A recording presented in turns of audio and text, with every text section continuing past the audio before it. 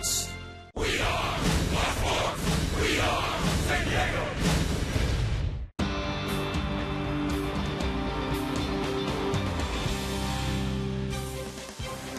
The action pitch, Maben. At first, the fly ball hit pretty well to center field. Back goes Young. He's still going back at the wall. Touch them all! Denorfia gives the Padres the lead. Well, the late inning dramatics provided by Chris Denorfia last night, the 2-run homer and a 2-1 Padre come from behind victory. And welcome to the opening week of baseball presented by Burger King. Beautiful Petco Park, the scene on this Thursday night as the Arizona Diamondbacks and the San Diego Padres complete their 3-game series.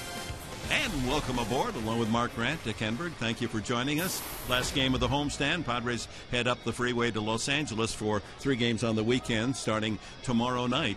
Well, we documented in the pregame show, the schedule maker has just lined up good pitching after good pitching against these Padre hitters, and we're going to see another one tonight. But first, let's talk about our own, Anthony Bass. Well, Anthony's got a big test coming his way tonight, of course, facing Ian Kennedy and the lineup of the Arizona Diamondbacks. Last year, he was thrown into it, 2 starts in Colorado, and he did quite well. 27 games total. So I think if he sticks with his game plan, he's worked very hard with Darren Balsley. He has made some adjustments in his delivery on the mound. We'll get into that during the game. But I think if he pitches his game, he should contain this Arizona Diamondback lineup. And he goes against Ian Kennedy, and Kennedy with that fantastic 25 decisions, and he lost only 4 times last year and still didn't get the national recognition he deserves. Yeah, Ian Kennedy is not going to really blow hitters away with 95, 96 mile an hour fastball. He's around 90, 91, but his delivery is repetitive. You talk about free and easy. He is free and easy. The release point is always the same. His pitches just dart in and out of the strike zone. He's got an exact plan with each and every pitch that he throws up there, whether the count is 3-0 or 0-2. He's a good one. Rarely 3-0. Yeah, he walked exactly. 1 man in 3 outings against the Padres last year. Well, how about the Padre bullpen? The way it's stacking up now with Gregerson, Cashner, and then Houston Street. They have not allowed a run as yet, so that has been one of the strengths of this early part of the baseball season. Let's hope we see Street get his second save tonight.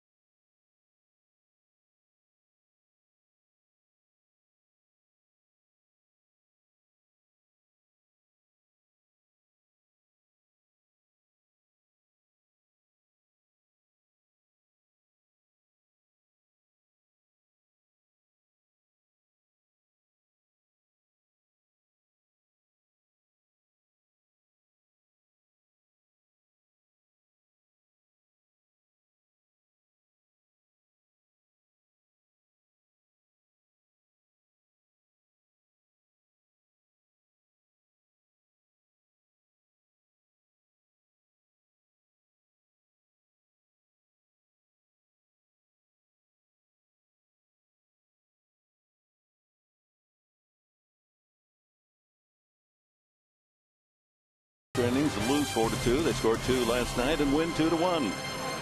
As we welcome you to beautiful Petco Park, Kirk Gibson has arranged his batting order, and here's how the D-backs will hit tonight. A new look. Willie Bloomquist, then Kubel moves up to the number 2 spot. Upton, Montero, and Young in the middle of the order. Lyle Overbay, the left-handed hitting first baseman, the veteran. He's had a homer already this year. Then another veteran, Jeff Blum. Aaron Hill hits 8th, and then Ian Kennedy in the 9 spot. On the mound, 24-year-old Anthony Bass. Grew up in the Detroit area. His mother and father, Ed and Linda, are here from Trenton, Michigan, to cheer on their son and enjoy his first start of this 2012 season. And we're underway. Bloomquist steps in and takes ball 1. 11-game hitting streak for Bloomquist. One shy of his longest ever in the major leagues. Went 12 in a row with Seattle 7 years ago. Ground ball up the middle, and that'll elude Bartlett into center field. So he now has a 12-game hitting streak. Seeing eye single for Bloomquist. Well, just like that, Anthony Bass will have to work out of the stretch. A great effort by Jason Bartlett. Even if he comes up with that baseball, it might be tough to get Bloomquist down that first base line. One thing that Anthony Bass has worked on this offseason in the Fall League in Arizona, holding runners, and he is quicker to home plate. He's quickened it up about 0.3 of a second. Now you might say to yourself, well, that's really not a lot of time, but you know what? In the stolen base game, that's huge. It's what? Huge. Yeah, 0.3 of a second is that's a couple of steps. There goes the runner in the very first pitch, and the ball is waiting for him, and tagging him out is Bartlett. Nick Hundley shooting a laser shot down to second base, and Bloomquist with a good break, tagged out by the infielder with a ball right there. He had to run into the tag. Now my question to you, Mr. Enberg, if he is 0.3 slower to the plate, do you think he's safe? He'd be standing up on second base. He might be. So it works to the advantage for Anthony Bass, and nice throw, Nick Hundley. The count now to Kubel is 2-0.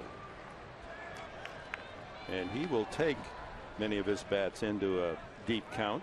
In fact, in this young season, he's 4th most pitches seen per at bat. 4.65 pitches per at bat. So he'll patiently wait for one he likes, and he has the count in his favor now, 3-0.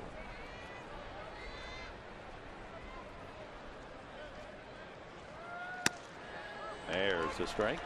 Hundley's throwing and thrown out, stealing Bloomquist as the 4th caught stealing so far this year for the Padres, and Hundley's arm seems to be stronger than ever. 3-1. That's in there as well. Keeping an eye on the velocity of Anthony Bass, 94 and 93 on the fastball. Defense for the D-backs. We'll go over that when they're in the field in the bottom half of the inning. Ground ball to short. Nice hop for Jason Bartlett. Then there's 2 away.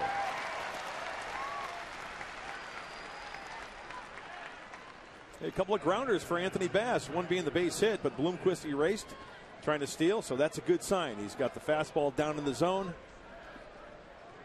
2 up, 2 down.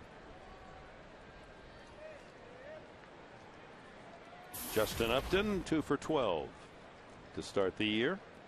Looking for his first RBI, first home run. Over but low, ball 1, 96 that time. Good downward plane as well.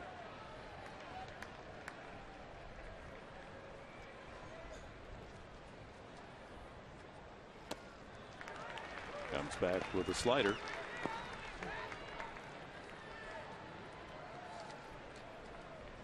Well, keeping the Diamondbacks off the board in the first inning has been a challenge for opposing teams. They've scored 8 of their 22 runs this year in the very first frame.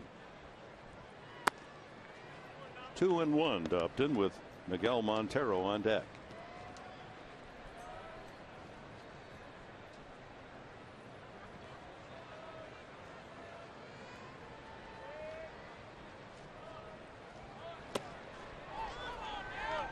And 3-1 now to Upton.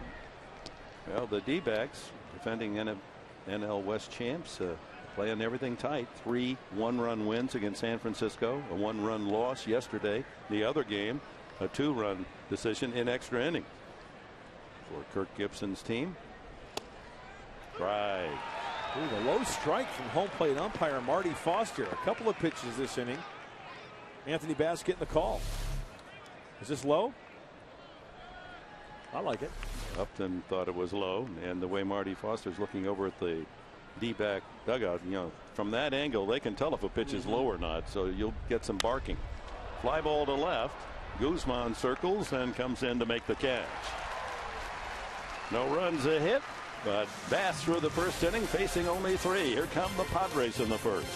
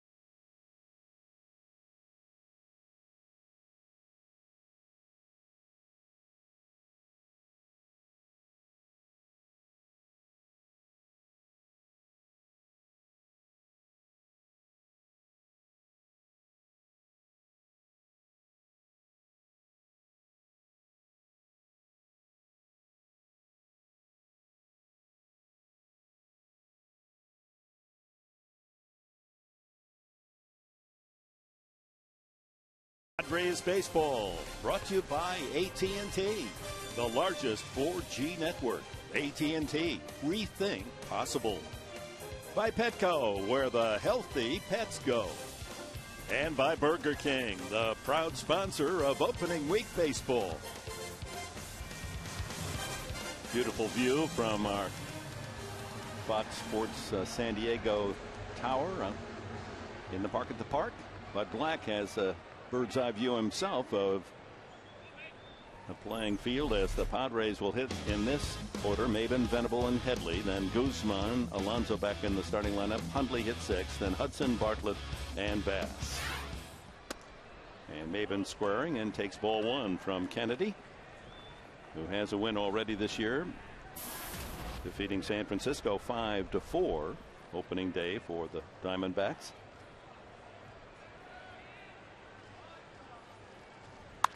That ball hit well to right center field, deep to right center. That ball carries to the 400-foot sign, and here he goes. Maben tearing toward third, and he has a triple. That's the way to start affairs against Ian Kennedy. A booming triple to right center.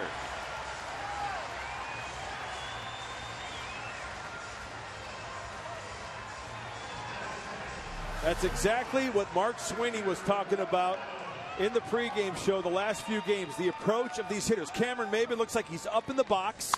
His back foot not on the line. He is up. He gets a pitch up and away and takes it that way to the Fox Sports San Diego sign. Thank you very much in right center field. There goes the flapper. Oh, he's got it going. Flaps down and a triple to lead off the first for Maben. Here's Venable. Now the matter is getting that run home. The infield, with the exception of third baseman Blum, playing back. They'll concede the run for an out.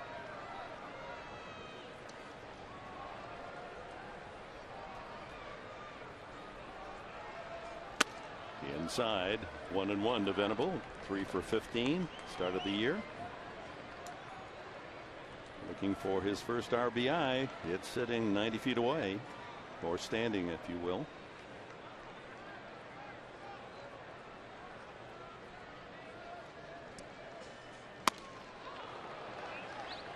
91-mile-an-hour fastball, and Kennedy jumps in front, 1 ball, 2 strikes. Went 6 2/3 in beating San Francisco. Gave up 9 hits in that game. Now with 2 strikes, Will Venable's going to have to protect, right? So they bring the infield in, a little tapper off the end of the bat. A line drive, base hit. That'll get the job done. And trotting home with the first run of the game is Cameron Maben on a line drive RBI single off the bat of Will Venable. Well, considering the fact that the Padres hardly scratched out a hit or 2 against Kennedy in his 3 wins against them last year, the first 2 men produce a run tonight. Great looking swings, and you look at Maben, the right-handed hitter, going the opposite way. Will Venable, left-handed hitter, the shortstop side at second base, and a point for San Diego. Brings up Chase Headley, 3 for 20, and he's walked more than any player in the National League, 7 bases on balls. Left-handed, 1 for 13. He's had better success, 2 for 7 from the right side, including his grand slam last Sunday against the Dodgers.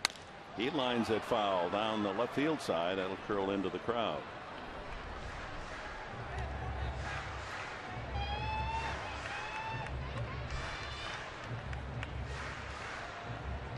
Always a good sign when you get on the board first, especially against such a talented opposing pitcher.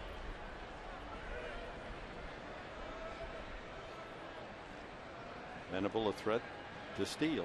Good lead. Changeup. Oh, curveball. So Yeah. I'm 0 for 1, Dick, on the pitch call. Fastball, changeup, slider, and a curve. That curveball that we just saw is probably the pitch he will throw least. The least, I should say, as a slide step changeup. See how Montero kind of rubbed on his uniform there and then wiggle. He elects to go over to first base. That's a couple of shot put throws by Kennedy to first base. His out pitches are the he can, and we mentioned this in the pregame show. He can locate his fastball with the best of them and his changeup. Slide step changeup.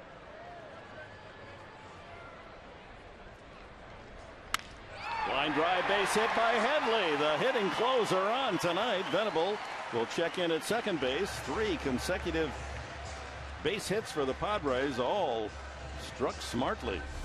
For a pitcher like Kennedy, who is known to keep his pitches down, all the hits this inning have been elevated, and the Padre hitters are taking advantage of the mistakes, and that is a good sign. Hitting is contagious. You bet it is. It's proven here in the first inning. Padres jolting Ian Kennedy here in the first inning, and Montero goes out to talk with his pitcher as Guzman steps in.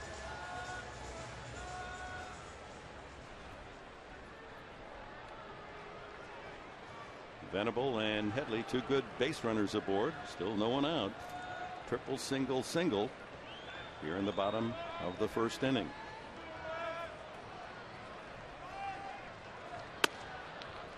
High strike. Slider. Another hanger too, taken by Guzman. That was in the danger zone.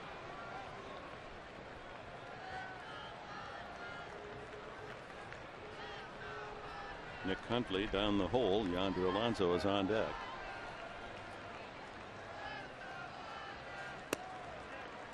One and one. Fastball not quite reaching 90 miles an hour. Lots of movement, as you can see.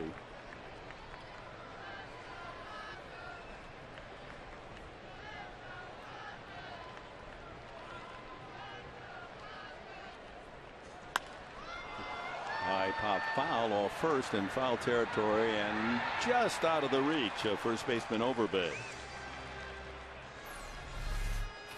Defensively, it's Kubel, Young, and Upton left to right in the outfield.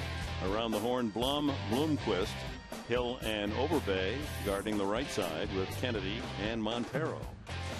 The pitcher catcher.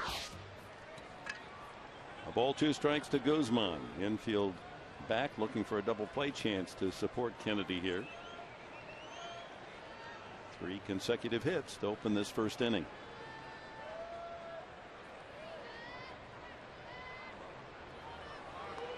Hey, going back to that foul ball in the stands, Heads-up play by Will Venable. Did you see what he did? He was tagging. He was back at second base and tagging. If that ball's caught, he's going to take 90 feet to third base. Overbay jackknifing over the wall there. Wouldn't have been able to get back up and make a good throw. 2-2 now to Guzman.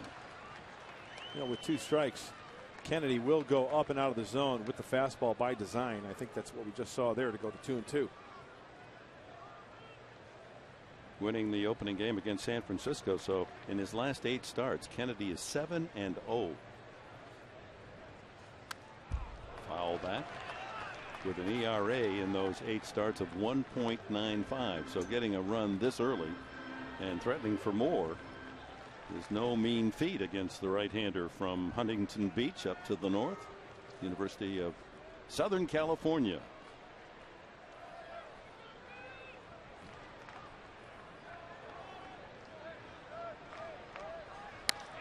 Pulled foul as it hooks down into the seats and left, and he got plenty of that one. A changeup. How about our Lexus keys to the game, Mark Grant? Well, the old baseball adage, get him over, get him in, right? You hit an extra base hit, you get a chance to get him to third base, then you can do so many things. Infield single, sacrifice fly, take it to the limit. What we mean by that is Anthony Bass is probably good for 70 to 90 pitches. Get up around 90 pitches, but take him deep into the game, maybe six plus innings for the young right-hander. Got him looking at the knees, and there's the first strikeout for Kennedy. 2-2 pitch taken by Guzman. 2-2, too close to take. Now, one thing is for sure. Remember, early on in the first inning, top of the first, Marty Foster has low strike zone, right? The Padre hitters are going to have to keep that in mind. So they're probably going to have to be offering at a pitch like we just saw, rather than take it. Remember, Justin Upton took a pitch just like that one right. for a strike. Thought it was ball 4. Here's Yonder Alonso, 3 for 17 to start the year. And that ball, fastball riding in, caught the inside corner.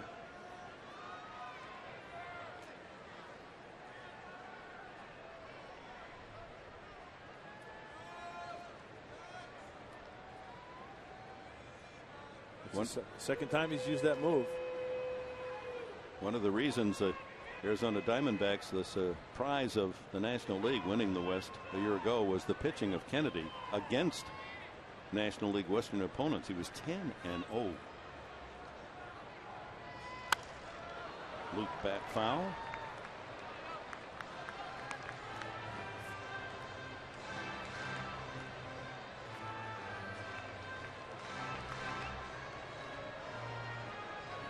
When Ian Kennedy was property of the New York Yankees as a youngster, and you really have to give him credit. He was in the ear every day, spring training, whenever he had a chance to be around Andy Pettit, he was picking his brain.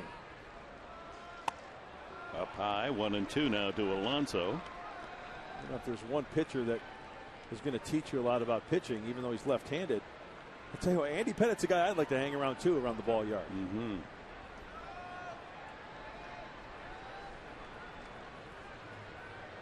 One away, Venable at second, Headley at first.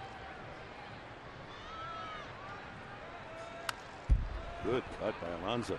And that's that two-seam fastball that the right-hander Kennedy will start in off the plate to the left-handers, and he'll have that late action, two-seam action on the inside corner. Alonso trying to get those hands through. You see his hands close to his chest, trying to get the barrel of the bat out in front. Trying to square that one up. 20 pitches now for Kennedy in this opening inning. Another foul by Alonso, a curveball this time. Amazing control of all 4 of his pitches, Kennedy. And as you mentioned just a bit ago, Dick, 21 pitches, getting that pitch count up there. Still only 1 out. See, this is where the extra base hit comes into play. You got a guy on the ropes a little bit. Sure, it's only 1 run, but 2 runners on base. Split a gap here. Fastball. So he strikes out Guzman, and then he blows down Alonso with a fastball at 91 miles an hour. 2 away. Riding fastball. Outside corner. Swinging right underneath it. That didn't have two-seam action. That had four-seam action, so it was straighter. A little bit more giddy up. Nick Hundley has made his presence felt already in the game with that fine throw to cut down Bloomquist trying to steal. Now he's like to make some noise with the bat. It's been quiet. 0 for the season so far. Does have 5 walks. 2 on, 2 out in this first inning. 1 run home. Oh, ball's off the Side plate. corner, says Marty Foster. Yeah, the corner of 8th and K. Look at this. Yeah, just a little off the outside edge. Gets the call. That's what happens when you're 0 for 15. Yeah. As documented in the Padres live pregame show, Hundley against Kennedy is 4 for 13. That's the best of any Padre. Pulls it foul. Watch out, Glenn Hoffman.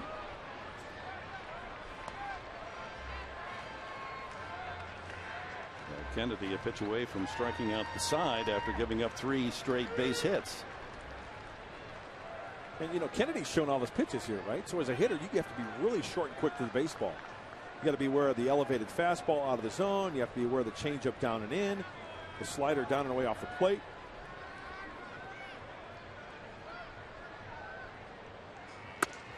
Strikes out Hundley. So he fans Guzman, Alonso, and Hundley.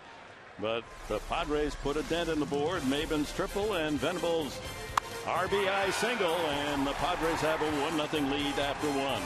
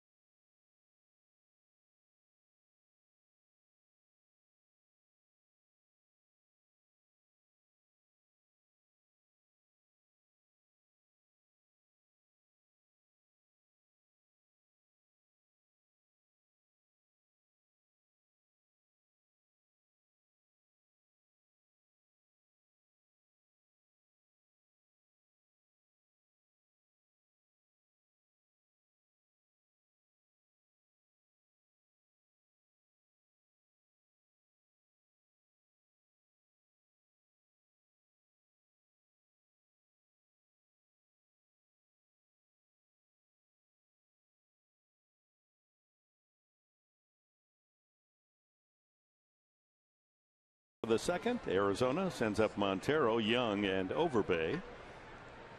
Cool night. The weatherman that I was listening to last night said that we could have rain around midnight tonight. Montero, 294 start, takes a strike.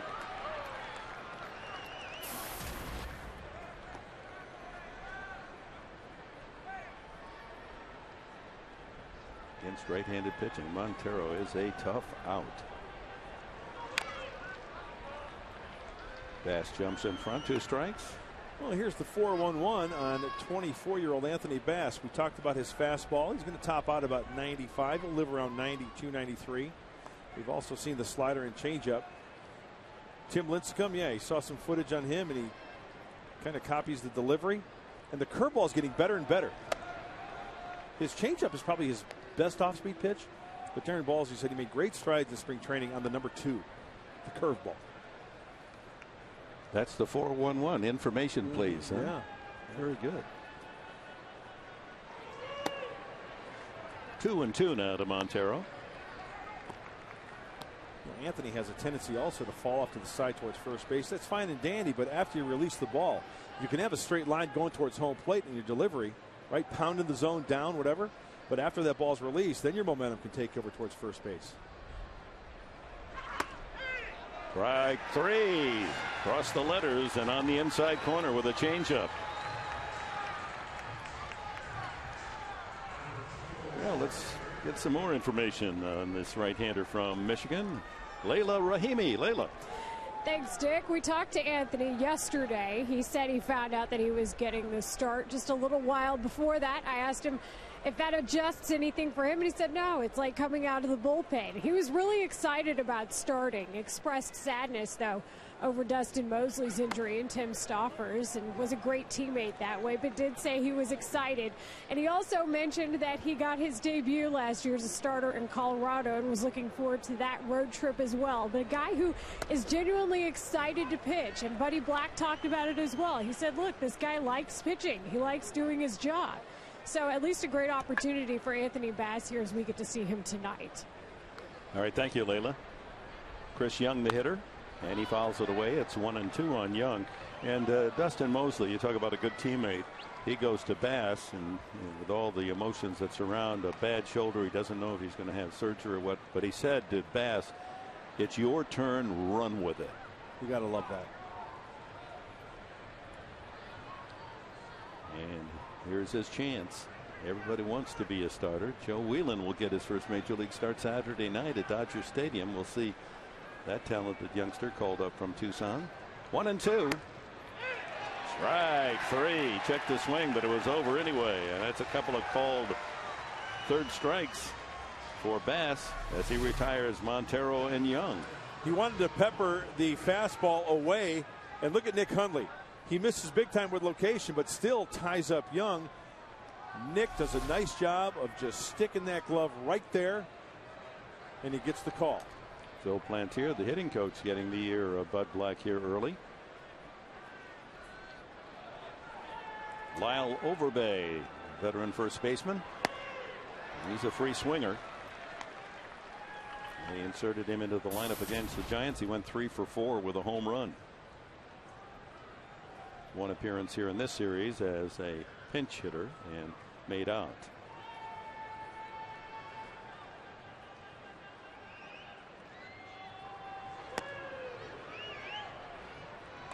And sailing away from the left-handed batter, the two-seamer. 1-1. Well, it's been 12 years already for Lyle Overbay. My goodness, how time flies. Nice numbers for the left-handed hitter. Most of those in the American League with the Toronto Blue Jays. 2-1.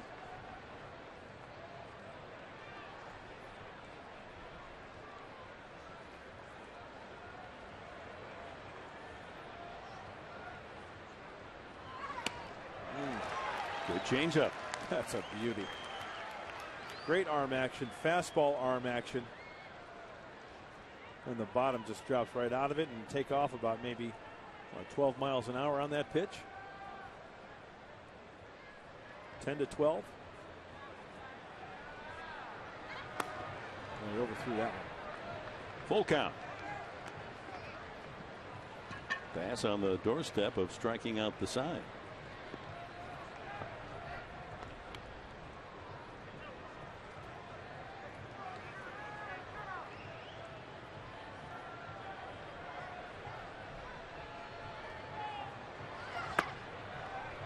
Misses low. A changeup, and Overbay is aboard. First walk from Anthony Bass. Jeff Blum, the hitter.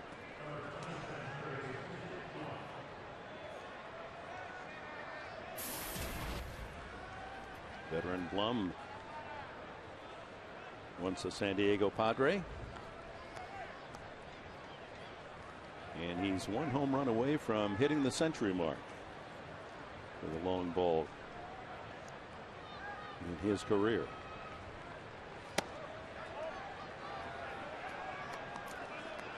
Just missed. Yeah, he was calling that pitch earlier. There's his career report card.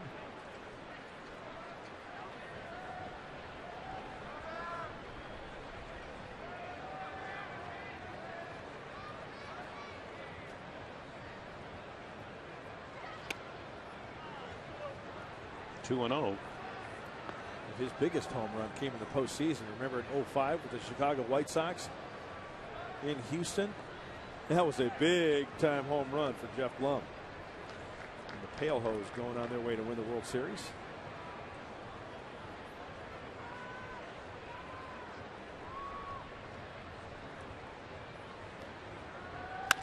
Lined into the right field corner. Foul through the bullpen of the Diamondbacks. Picking on a 2-0 pitch and a little too eager out in front. 3 years with the Padres, Blum, in 05, 6, and 7. Primary role was as a pinch hitter. Hit 5, 4, and then 5 home runs those 3 years.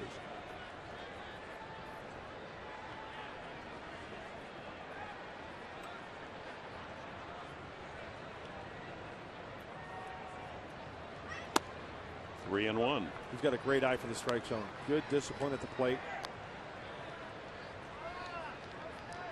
Aaron Hill waits his turn on deck after a couple of strikeouts. Montero and Young. Overbay walked on a 3-2 pitch, and now it's 3-1 to Blum.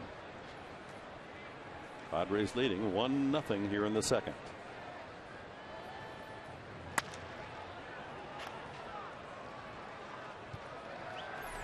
Here is the San Diego defensive alignment. Guzman, Maben, and Venable in the outfield.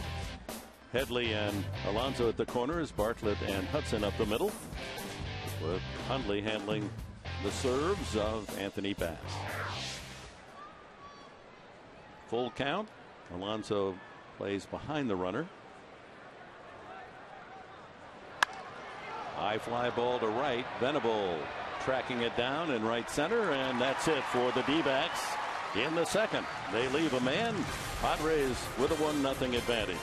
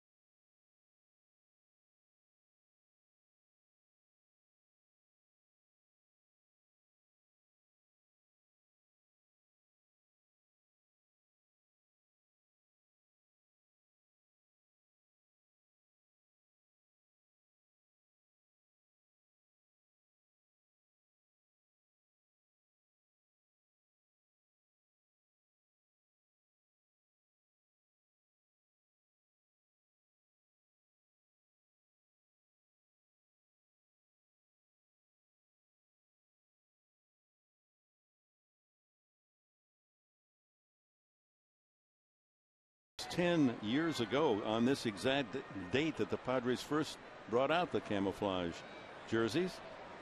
They lost 6 in a row and they beat the Giants 8-3, so they felt that was a good start. And now, of course, regular attire on Sundays here at Petco. Hudson, then Bartlett and Bass in the second against Kennedy. That'll be a souvenir, left field side.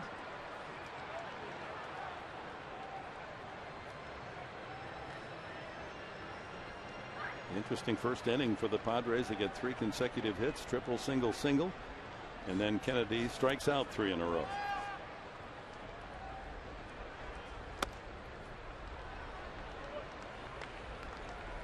I say get Kennedy right back into the stretch, right?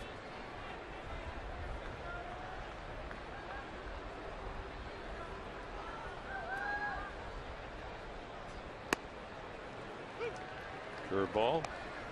And he's ahead on the count again, 1-2. Hudson 1 for 12 from the left side.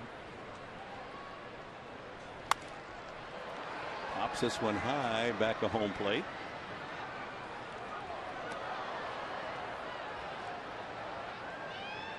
Dodgers and Pirates underway, and LA jumps in front 3-0 early as they're trying to sweep the Buccos. Tomorrow night, 7 o'clock from Dodger Stadium, 6 o'clock for Padres Live. Clayton Richard against Aaron Harang. Same matchup as last Sunday here. High in the night. Shallow and right. Upton comes in to call off his second baseman Hill for the out. And it's time for the Saquon Casino Daycation stat of the game. 2011, Ian Kennedy led all Diamondback starters over 8 strikeouts per 9 innings. Particularly tough against the Padres. 3-0, 1.74 ERA, and 29 strikeouts and 1 walk. That'll keep that bullpen well rested. You know what else I look at when I look at the stats of Ian Kennedy? His lack of walks, right? Very few walks. So that means he's around the plate, right? And still putting up great numbers like that. You would think that hitters would get something good to hit, but great movement on all his pitches. There's that sinking changeup. Quickly in front of Bartlett, 2 strikes. He could be one of these pitchers. I shouldn't say could be. He is one of these pitchers. Once he finds that groove, it's tough.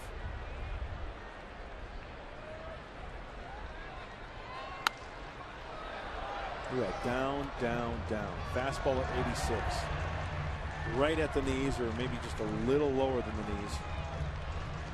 And as you pointed out, early in that first inning, Maben, Venable, and Headley got pitches up. Yep. And they punished them. Here comes fastball away. Too far outside, 1-2.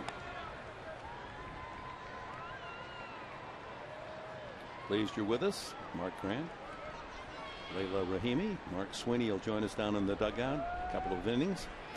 High, 2-2. Dave Roberts, the instructional on bunting, really outstanding in the Padres Live tonight. I hope you got a chance to see it, folks.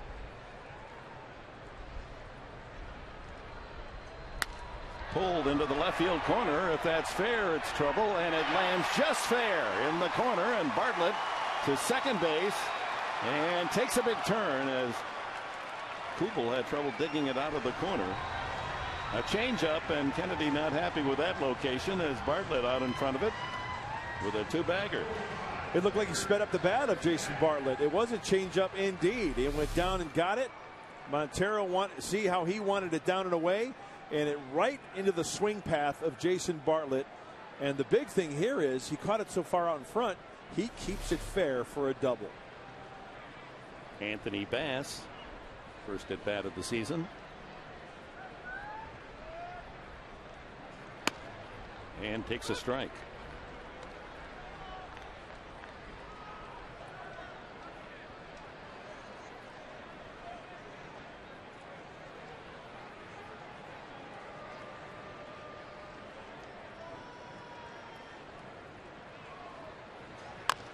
Chop to third. Blum there to throw him out, and holding at second base is Bartlett. So 2 away, top of the order. Maben, who tripled to open the first inning, a drive to right center field.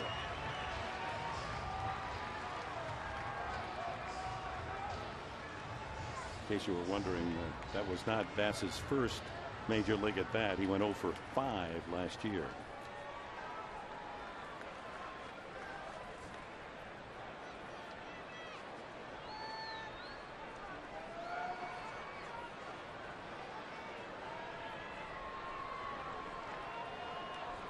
Bartlett at second, 2 gone.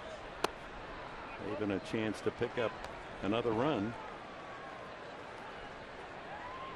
Takes it just out of the strike zone.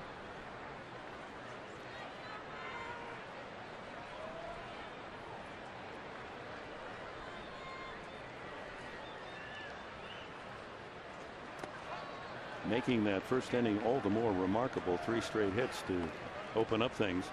Last year here at Petco, Kennedy allowed 7 hits and 60 at bats. 7 in 60 for a robust 117 batting average against him. And the Padres come out swinging and triple, single, single, and take the lead tonight. Remarkable. I'd like to find out when the last time before tonight he gave up 3 hits in a row. I mean, that'd be something to find out, huh? With the numbers that he's put up? Not very often. 2-0 pitch. Right there. Lukey and Bass in the conversation.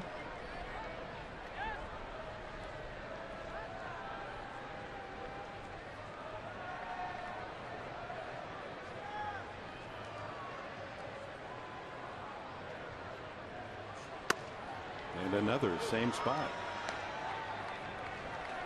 Ian Kennedy has 4 pitches. We've made note of that, right? He throws any pitch anytime. So in a hitter's mind, I can see where a hitter would guess, right? The flip side of that is this. Ian Kennedy, and I mentioned this in the pregame show, he'll throw 4 fastballs in a row, just get guys looking. He might throw another fastball. Look at that. 3 fastballs in a row, right? Or no, that was a changeup. It looked like a fastball. But just as the hitter's thinking, okay, he's got me 1-2, he's got me 2-2, I'm going to look off speed, bang, fastball. And he froze Maben on both those fastballs that were up in the zone. 45th pitch coming up from Ian Kennedy. Inside, and the count goes full. Will Venable, an RBI single. First inning is on deck.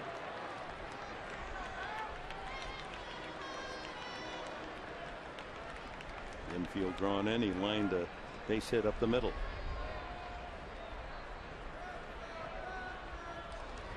Struck him out. Change up. No runs. A 1-out double, but Bartlett left at second. It's 1-0.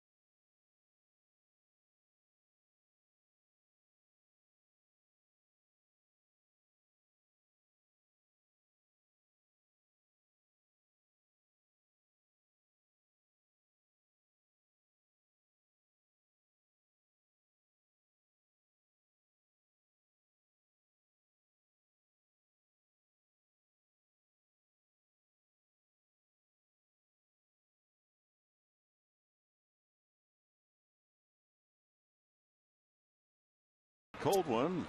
Look forward to Miller time later in tonight's game, brought to you by Miller Lite.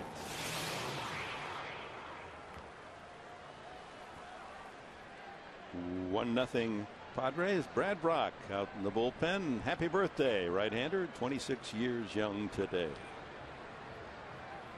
Interesting day for birthdays. David Letterman, really, 65 today. Tom Clancy, the fine novelist, also 65. Swing and a miss. Aaron Hill. David Letterman is 65. Yeah. Good shape. Speaking of good shape, Brooklyn Decker is 25 How today. you doing? Mrs. Andy Roddick. Guy's a pretty good tennis player, isn't he? He is, but I'm hearing rumors that because of his health problems that he might be about to retire after the U.S. Open this year. Hope not. Yeah. 1-1 is in there. Hill, who is 2 for 20 on the season, as you saw, the 2 home runs.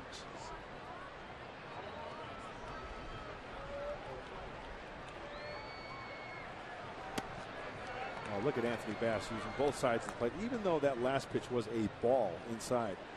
Puts it in the hitter's mind, moved his feet just a little bit. And you know what makes that effective?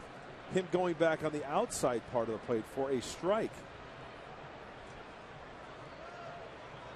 Change up. Misses low. Full count. Looks like Green Bay in December. Yeah. We're so spoiled. Well, that temperature gets down to 50. Ooh. Brr. He went around, and that's strikeout number 3. Slider gets Aaron Hill. Okay, that 3-2 pitch was a slider, but you know what I think set that up? This was early in the at-bat. Look at that. Pinpoint control, outside corner, knee high. So the strikeout, it looks like he's going back out there. You put a little wrinkle in it. Hill offers at it, maybe thinking it's a fastball because previously in the at-bat, he dotted it for a strike. He got it. Ian Kennedy. There it is again. 0 for 2 in the opener against San Francisco. There's his lifetime numbers. A few hits, 6 RBIs. Pretty good hack at a slider. 0-2.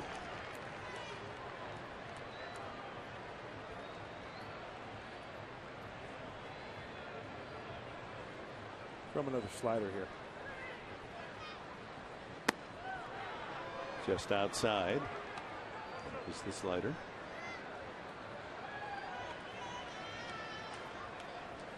You throw him another one here, Professor? Outside corner fastball. Okay.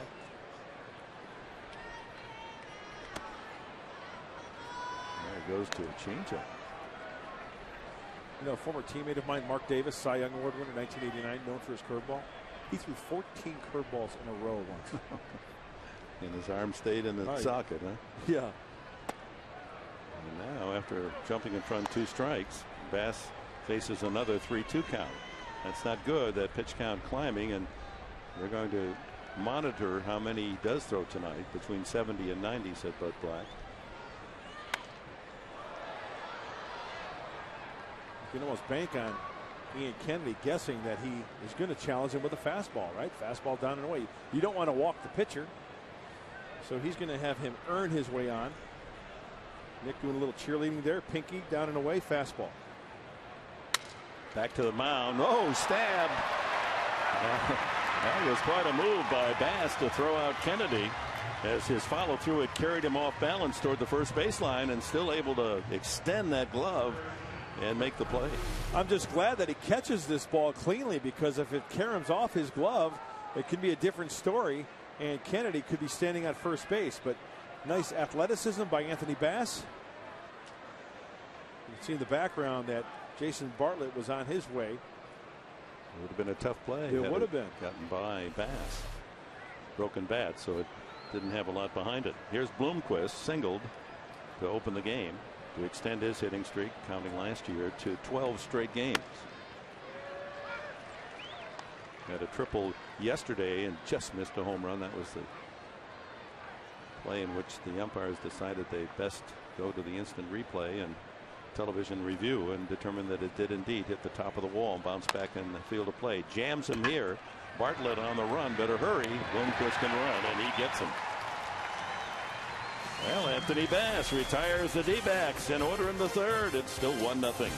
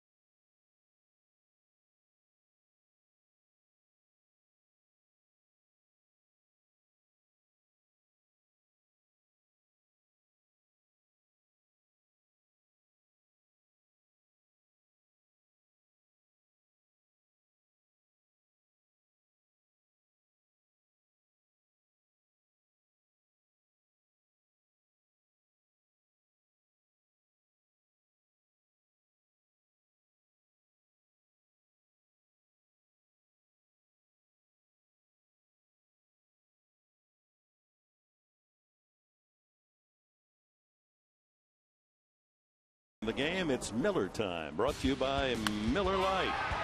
RBI line drive single off the bat of Will Venable to score Cameron Maben, who opened the first inning with a triple. And that's where we stand 1-0, and Venable leads it off and sends a high fly ball to fairly deep center field. Young cruising back and has the first out. Just missed that. Drove it well, but high in the air, and that gave Young plenty of time to collect it. Headley lined a single to right field his first time.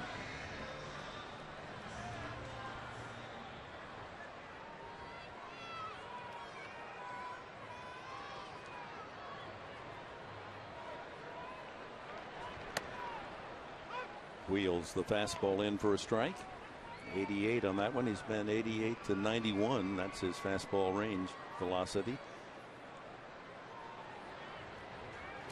Well, we have the pleasure of having Mark Sweeney down by the dugout once again this evening. And Marco, it seems like Ian Kennedy has made an adjustment, keeping his pitches down even when he wants to miss. Yeah, he does, and he's always working that angle and watching what the hitters give him. And that's why he had the success he had last year. He uses all four quadrants of the zone, and especially with his fastball. You know, the Padres were right on, Mark, when you're talking about approach. The first inning with those hits, we talked about Maven's triple, Venable, and then, of course, Headley doing a great job. Yeah, they really need to use the middle of the field, Mud. They're doing a great job at it. That one lined down the left field line by Headley and into the corner, just foul. Flirted with extra bases. That ball slicing, and from our angle we lose that little piece of pie down in the left field corner, and it was very close. That's our angle, and left field corner obstructed by the reaching out of the bleachers there on the left field side. 1-2 to Headley. One out here in the third.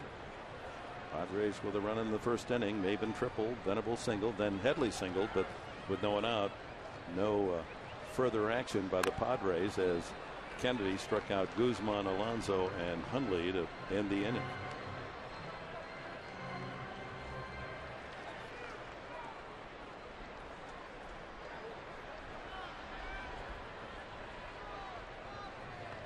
Third inning, 53 pitches for Kennedy. And he has another strikeout. Change up again. Mark Sweeney, one of the toughest pitches to hit, you think, in baseball, when you've got a guy with great arm action that drops that changeup on you? Yeah, exactly what you said, Mark. When you have that arm speed and you understand that you're working off the fastball, you want to time that fastball. It makes it very difficult when they have that arm speed, and especially the same release point. So he gets Headley for his fifth strikeout. Guzman. Another changeup. You know, I found it interesting that, and it just occurred to me, we didn't really elaborate on it, but Cameron Maben was up in the box. Remember when he hit that triple? His back foot was not back by the back line, and it seems like everybody puts their foot on that back line. Now, Mark, I don't know if you saw that or not, as we take a look at Guzman, rather. That foot's all the way back. Any indication why you think Maben maybe scooted up in the box against Kennedy? Well, just trying to take things away, and he's been trying to pull off a little bit on the balls. Gotcha. 1-2 now to Guzman. That's 4 straight changeups that he's thrown. Struck out Headley with a changeup, and he's thrown 3 in a row to Guzman to start this at bat.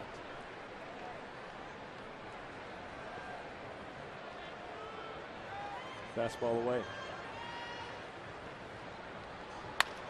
Grounded sharply, but right at Blum, and the veteran fires across for the out. Kennedy, a 1-2-3 third inning. After 3, 1-0 San Diego.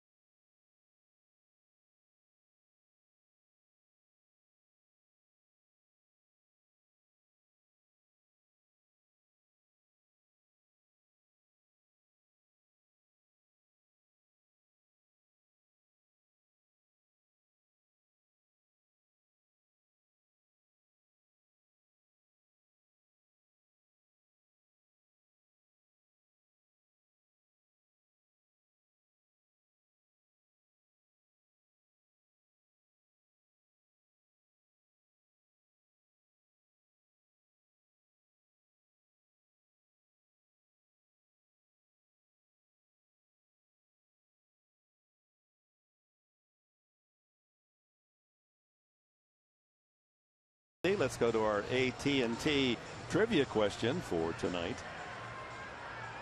And the question is, how many times has a Padres pitcher finished second in the National League Cy Young Award voting? He's getting pretty tough. Answer next half inning. Kennedy, despite the fact he had that glossy 21-4 record last year, finished fourth in the Cy Young balloting. Little argument, Kershaw winning it. And then Halladay and Lee for the Phils were second and third. That seemed to be a bit of injustice to Kennedy. He finished fourth.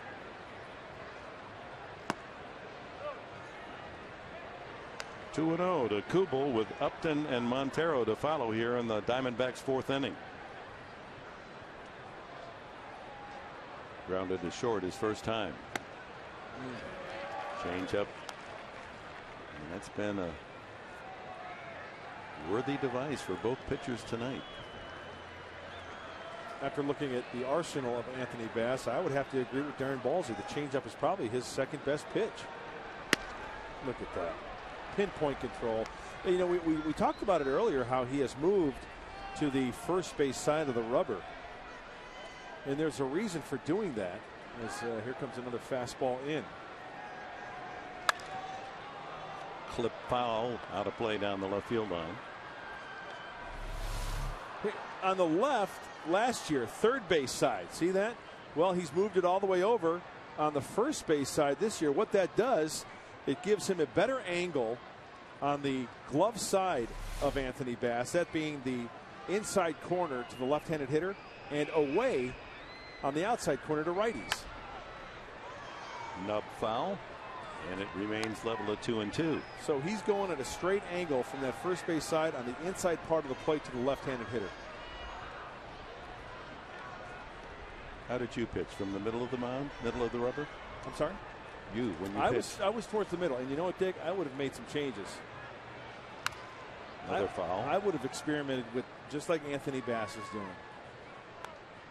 But you didn't. It makes so much sense. I never really had anybody make a suggestion. Yeah. And you know, you do it so long, and it's ingrained in your mind that you don't want to change, right? Yeah, I was just straight down the middle, straight line towards home plate. Throw it as hard as you can. Got him looking. Change up, strikes out Kubel. That's 4 strikeouts for Bass. 3 of them looking. Great arm action. Oh. He's loading up that strike zone, isn't he? First base side of the rubber. Straight line towards home plate. Nicely done. And here he is coming right at you in your living room. Try hitting that changeup. Justin Upton flied to left. His first at bat.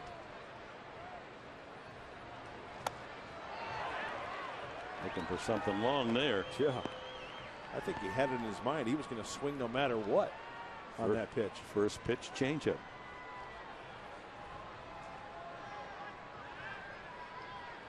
This will be the 60th pitch of the night for Bass.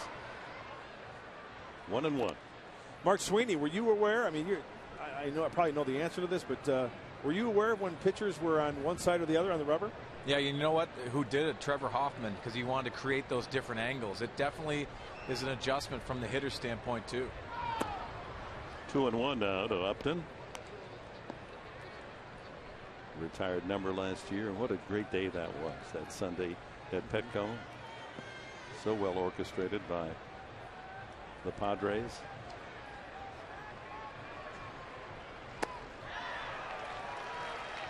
And another change. You know, speaking of number 51, Trevor Hoffman, I've got an idea. They should name the bullpen here in San Diego Area 51. It's good. It's very good thinking. 2-2.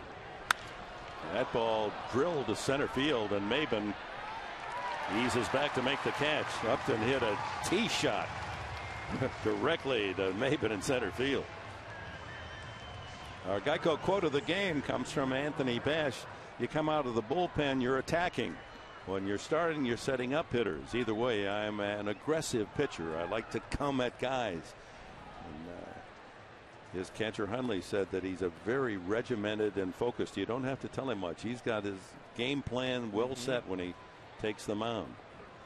Here's Montero, took a third strike first time.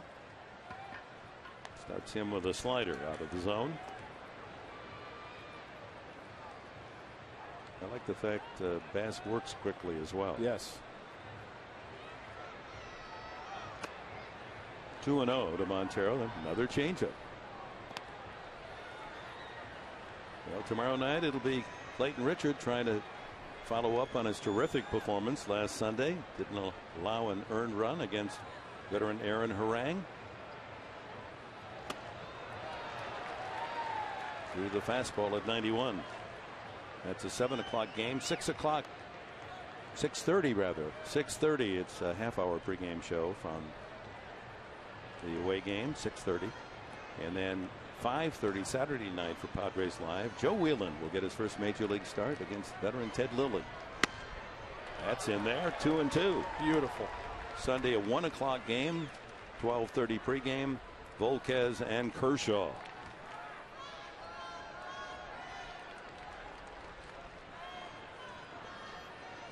He might pull the string here. Fouled at the plate, a fastball. 94. A little extra giddy up on that one. I think he's topped out at 94 tonight. He may have had one at 95. But we know the most important thing, right? Location of that 95-mile-an-hour fastball.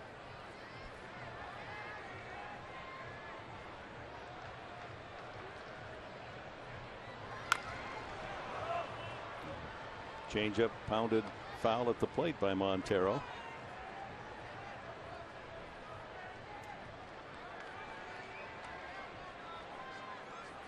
And this will be his 70th delivery, Anthony Bass. So he's now in the range 70 to 90 for the night. Misses with the fastball, full count. That ball had so much movement on it, kind of took Nick Hundley's glove down to the ground.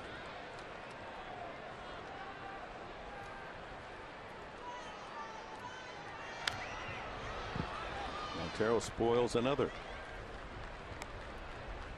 Bass has allowed a single to lead off the game. Willie Bloomquist a walk to Overbay with 2 outs in the second, and that's been it for the D-backs offense.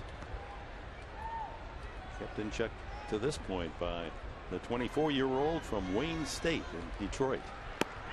He got him looking. Montero for the second time tonight.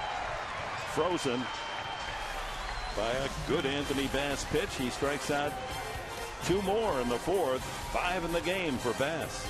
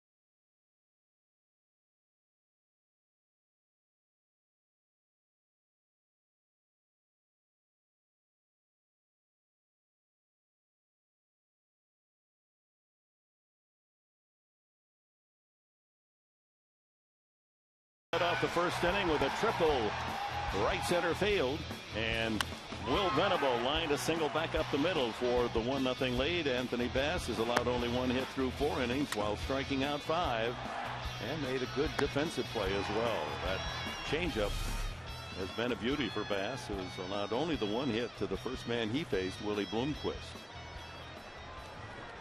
Alonso leads off the 4th against Ian Kennedy.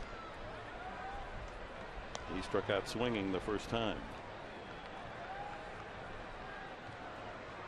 Well, there's the answer to your question. 3 consecutive hits, not since last September. Well, thank you very much. That's awesome. Changeup swung on and missed. Oh, it seems like the majority of the pitches tonight from Bass and Kennedy have been off speed.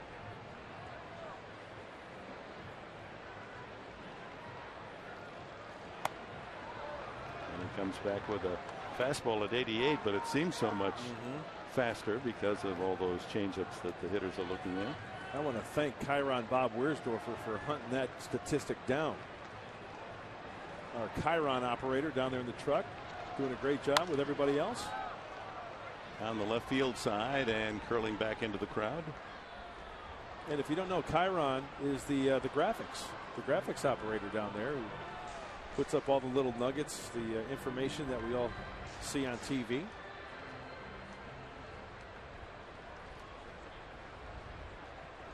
One ball, 2 strikes to Yonder.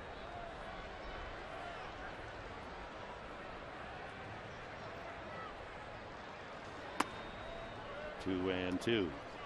Well, you look at these beautiful confines here, Petco Park here in downtown San Diego, and you think about how the architecture of the baseball ballpark has changed through the years. This one slicing into foul territory, and third baseman Blum has a play right at the barrier. 100 years ago, on this date, April 12, 100 years ago, Shibe Park, and where was Shibe? Philadelphia. Park? Philadelphia, you're right, became Connie Mack Stadium. Shibe Park was the first baseball park out of concrete and steel. Until that point, everything was wooden. They were all wooden ballparks. Right. Well, that was 100 years ago in Philadelphia. Wow. Modern baseball park. Yeah. And this one modern with a capital M. Hundley struck out swinging his first time. You saw him going through his little checklist as a hitter down in the dugout without a bat the last inning.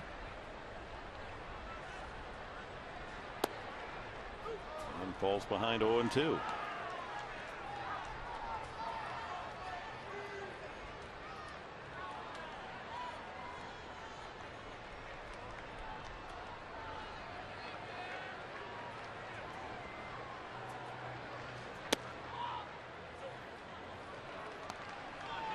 Just has to be so difficult to digest for a guy like Hundley to hit well over 400 in the spring and then come up and the games begin and you can't buy a hit. And look bad on that pitch. Another changeup and another strikeout. 6 for Kennedy, 2 away. And our AT&T trivia question. Here comes the answer. How many times has a Padres pitcher finished second in the Cy Young balloting? Well, Randy Jones was the runner-up 3 different times, and Trevor Hoffman twice.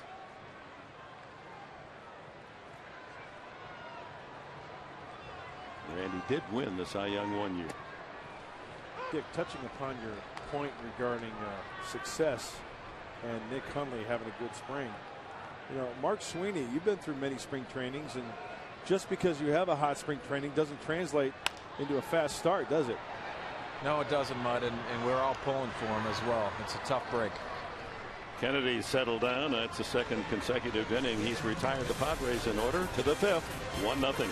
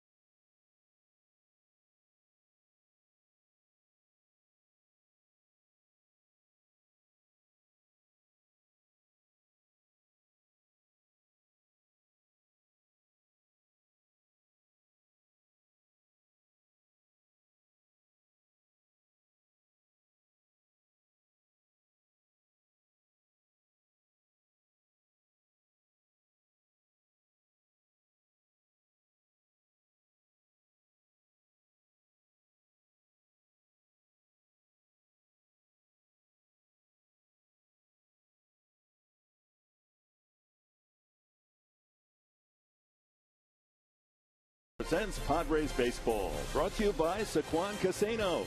Get away for the day at the all-new Sequan Casino, San Diego's destination for casino gaming and excitement.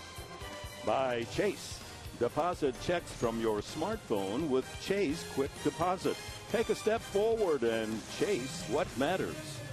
And by your San Diego County Lexus dealer. Both pitchers in a string of outs. Bass 7 in a row. Kennedy 8 straight outs. And Bass goes to work in the 5th inning. Chris Young hits it high to left field. Shallow enough that Guzman now has to hurry, and he can't make the play. Backed up by Bartlett, and Young goes into second base. My, oh my. Guzman kind of thought that ball was hit harder. Started in slowly, then started to pick up the pace and didn't get there in time. Goodness. It was definitely a big swing, but it was off the end of the bat. And now he's got all that ground to make up. Very catchable ball. He had it. Looks like it hit him in the heel of the glove and then worked its way up towards the webbing and cannot hang on. Boy, a tough break for Anthony Bass and the Padres. And a good break for Young. The scorekeeper gives Young a double on the play. Oh, I think that's got to be an error. I do too, but that's what's up on the board. A double. Overbay then with the tying run, no one out. I mean, he made it into a tough play by not charging the ball from the very start off the bat. Good block by Hundley. So the tying run, no one out at second base as the D-backs catch a break. I'll bet you a dime to donuts Jesus Guzman would gladly take an error on that play and take a hit away from Anthony Bass. Overbay walked his first time.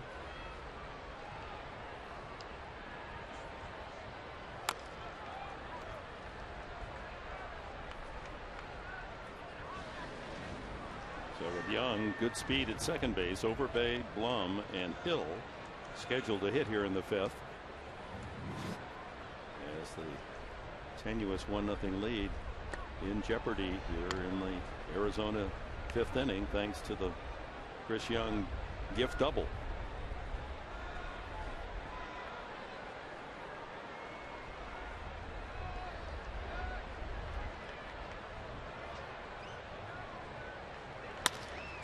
Nice stab, and they got a chance to get the runner. Young chasing back to second, make the out and hold the runner at first. That's the way you do it. Bartlett with the tag, and they get the lead runner, and that's quick reactions by Bass to glove the ball and waste no time in getting it over to third for the 1-5-6 rundown put out. Bad base running also by Young. And it looked like as soon as that ball was hit, he was off and running. He's got to wait till that ball passes the pitcher. Great execution. You want 2 throws, maybe 3 when you get in a pickle. Why? Because then that allows Overbay to stay at first base. Mark Sweeney, perfectly executed. It was perfectly executed, but Anthony Bass threw a ball over to Chase Headley. Made a great play on that. Momentum going towards third base, caught it in the webbing. Outstanding play by Chase Headley. Yeah, the throw was a little off the mark, but able to glove it and quickly run the runner Young back to second and make the quick put out. There's the play, so that the hitter Overbay couldn't advance on an extended rundown. Blum fly to right his first time.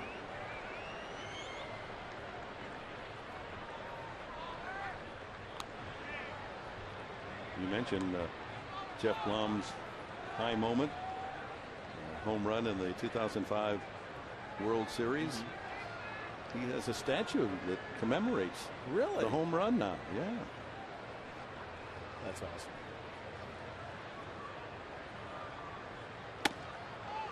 On the inside edge, 1-1. It's almost a surprise when the pitcher doesn't throw a changeup tonight. Both these pitchers tonight, Ian Kennedy, Anthony Bass, outstanding changeups. Sinker, 2-seamer away.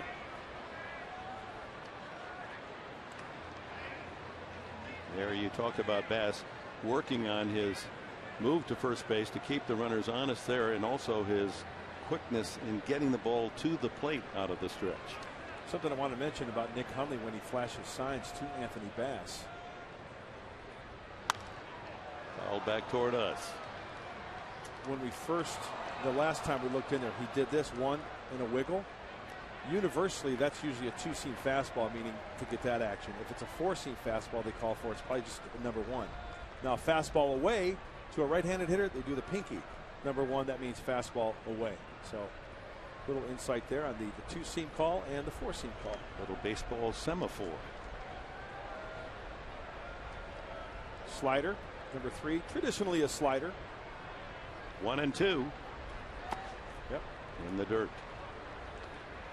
So traditionally speaking, 1 fastball, 2 curve, 3 changeup, or I'm sorry, 3 slider, 4 changeup. And when the catcher doesn't want to give a sign but wants the pitcher to throw to first base. Usually a flip of the thumb, maybe. There's a fastball in there.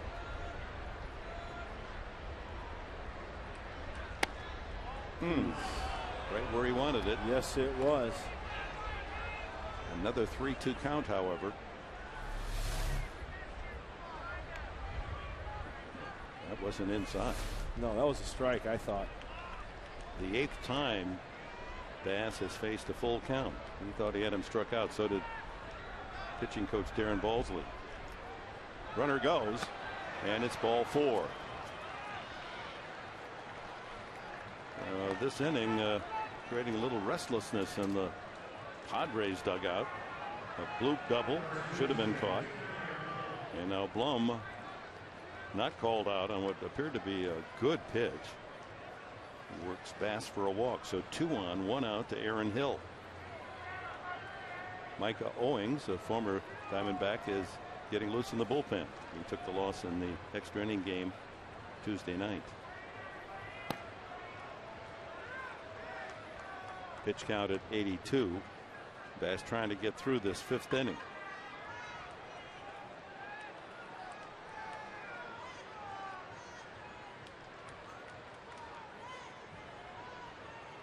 Both hits by Hill, home runs, solo home runs.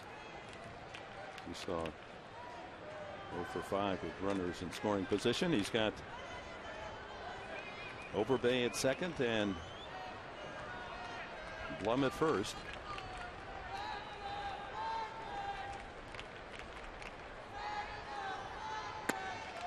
That's a strike.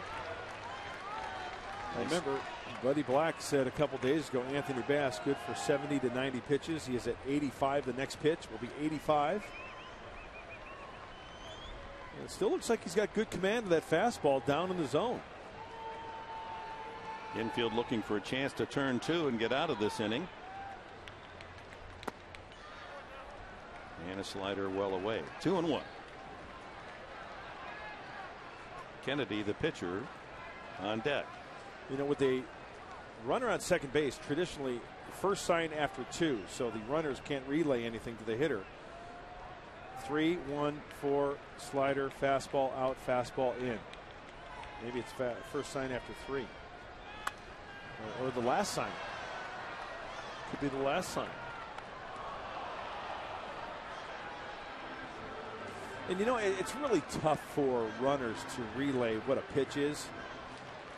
It's not so much the pitch, it's location. Right. They can wipe the right side of their pants if they think the ball's going to be thrown away, or left side if it's going to be inside. They can give that information. But the catchers are wise to that as well, and they don't set up quickly enough so that you can relay the information to the hitter. Exactly. And a lot of hitters don't want to have any tips anyway. I mean, it only takes one time where the guy says, here comes a curveball and it's a fastball at your beam. And you're diving, right? And it hits you right in the head. Yeah.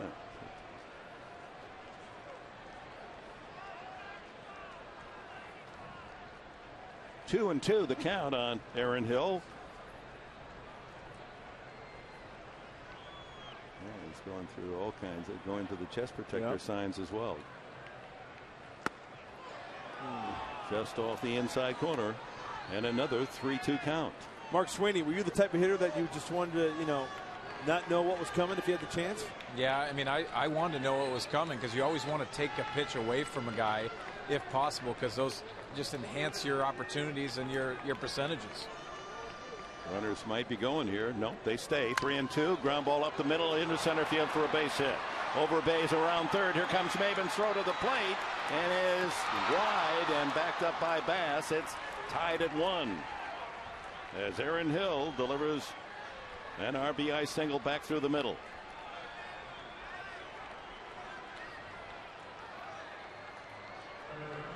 Brings up pitcher Kennedy with 2 on and 1 out. Anthony Bass got his ground ball. It just happened to find a hole. This was a good throw on line, but it's up the third base line a little bit. Very difficult for Nick Hundley to try to stab at that one. And it looks like it's going to be all for Anthony Bass. A good job, young man. Yeah, a little better defensive support here in the 5th inning, and he would still be working on a shutout.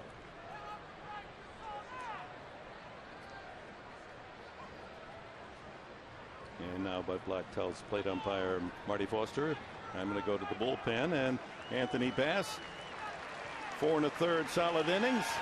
Tough luck inning for him here in the 5th.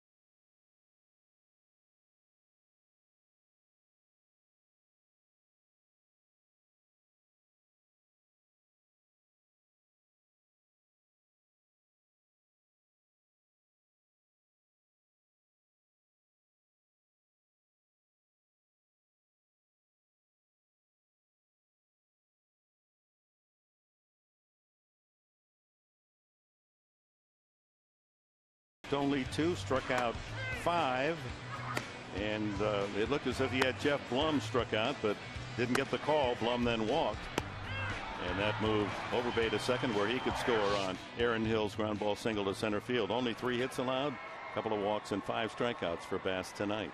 Yeah, that's a good night in the big leagues. He had all his pitches working for him. He was commanding both sides of the plate. Great changeup, and that last hit, it was a ground ball. Hill just happened to find the center of the diamond, and the Diamondbacks are on the board.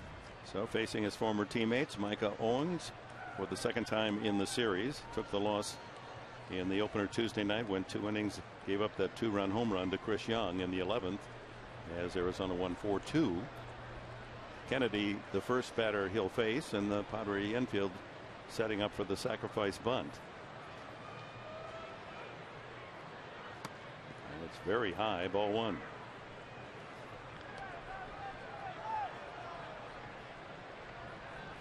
Now, in this situation, first and second, Kennedy wants to bunt down the third base line to get Headley away from third base. Let's see if Bartlett goes over towards third base. That'd be the wheel play. He's staying put.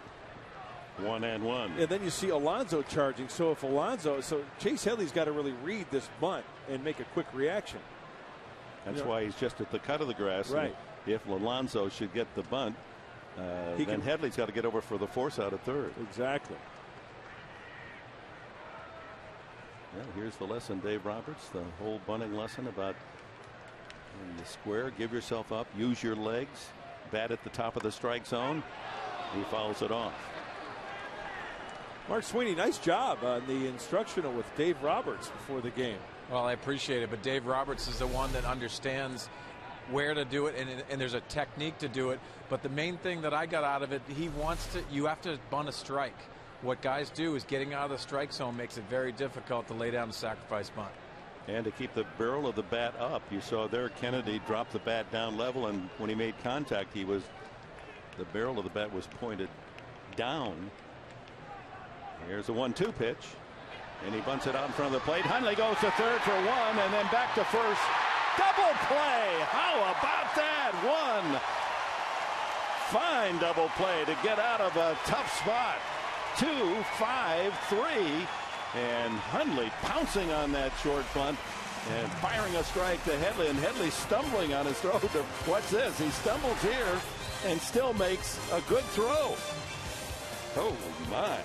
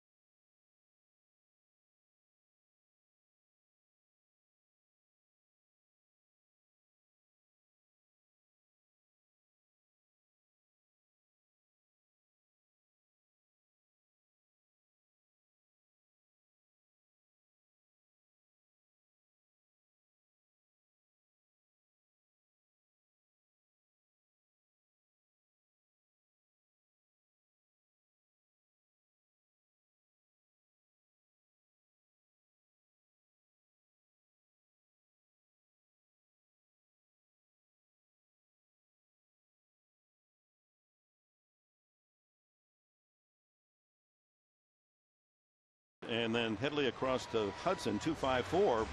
We mentioned that Headley staggering, making his throw, and it's fortunate that he didn't throw it away. What did you see, Mark Sweeney? Well, you know what? Sliding in as a base runner, you really want to take him out. It's usually taken out at second base, but Jeff Blum comes in, tries to get a little clip on Chase Headley. Chase Headley did an outstanding job making the throw to first base. Accurate throw. Yeah, that really was remarkable. Jason Bartlett.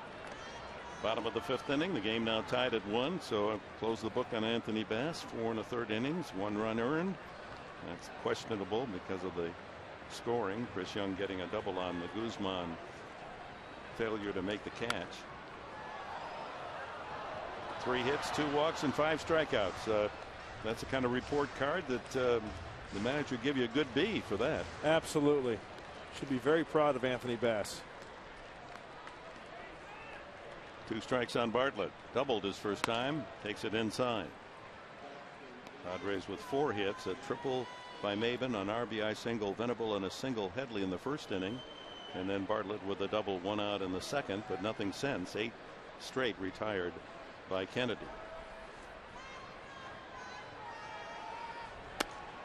2-2. As we mentioned, Ed and Linda Bass from Trenton, Michigan, the parents of Anthony, are here tonight to watch their son. High strike, and Bartlett is gone. And Layla, you got an opportunity to visit with the Basses. Yeah, Dick, in fact, thanks a lot to Ed and Linda Bass, because you guys got me the best seat in the house. This is great. This is the best seat in the house. When we were offered this, and unfortunately I can only see the back of the umpire. I can't see my son, but I like the seat. Definitely like the seat. It's lovely. Well, and there's no one cheering harder on that double play to end the inning than you guys. What have you thought of Anthony's performance so far? Anthony has worked so hard to get where he is. He is a major league pitcher, and he appreciates where he is. I mean, as he always says, to God be the glory, and that's why he's where he is. He was very happy to get the start today, but did express concern for his guys, Dustin Mosley and Tim Stauffer, who were injured. But he did seem really excited. Coach Buddy Black, actually, his manager, said this is a guy who just loves to pitch. Has he been that way all his life? He does. He does. One day he was all of 5 years old in the backyard, and his dad was working in the backyard, and he just looked at his little face. He just looks at his dad, and he said, "Dad, let's play catch." And his dad just dropped everything and said, "Okay, son, let's go play catch." And they haven't stopped.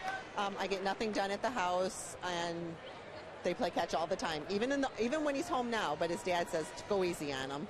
It's such a classic baseball story, and one that anybody can tell. It's a great result as to what has happened, and I understand this is not the only news in the Bass family, correct?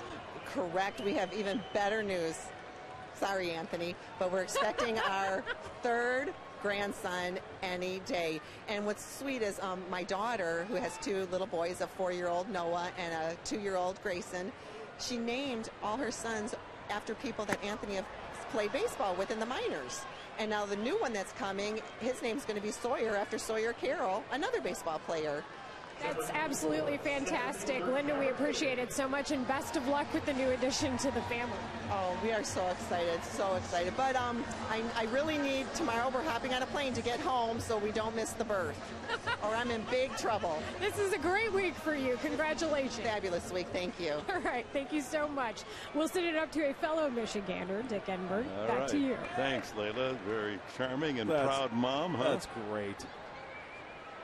Meanwhile, Kennedy striking out both Bartlett and Owings. Owings had some good cuts. He's a good hitter. So 8 strikeouts for Kennedy. 2 gone now in the 5th inning. And Sawyer Carroll is part of the Padre minor league system. Of course, they've been pals down in the minor leagues. Anthony Bass. Ground ball deep at third as Blum straightens up and throws a strike and gets Maben on a close play. 11 straight retired by Ian Kennedy. It's 1-all.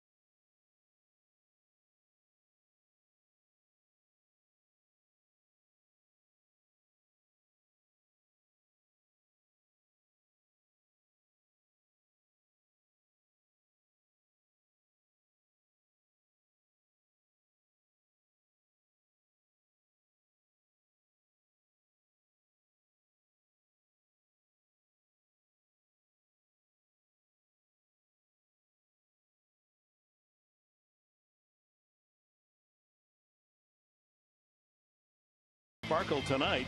Good play here by Bass to get it over to Headley, and the quick rundown to take care of Young. And then look at Hundley's great strike to third. And how does Headley throw accurately to first base to complete the double play, as he was knocked off balance by the slide of Blum? Terrific play. That's everybody picking each other up with good throws, and even when it's a bad throw, showing some athleticism to keep the ball in the infield.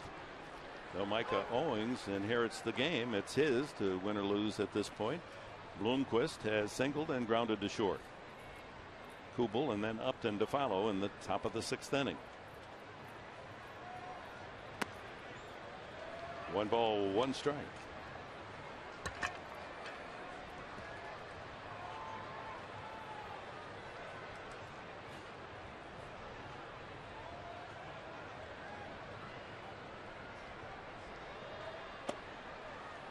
2-1. Bloomquist with a single up the middle in the first inning, extending his hitting streak over 2 seasons to 12 consecutive games.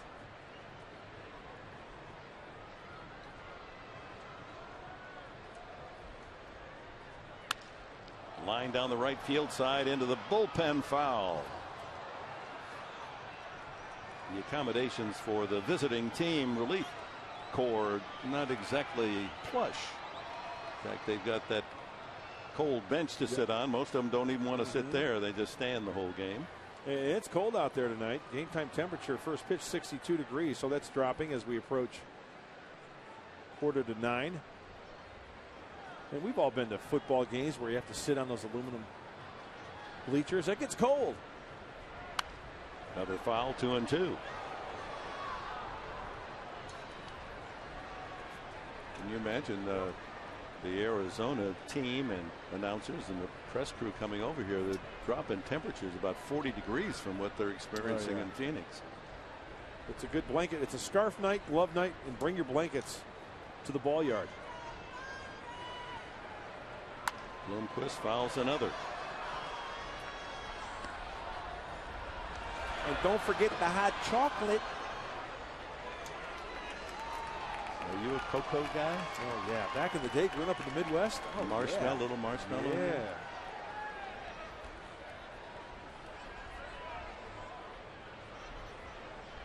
My Finnish father called that dessert. Another foul to the right.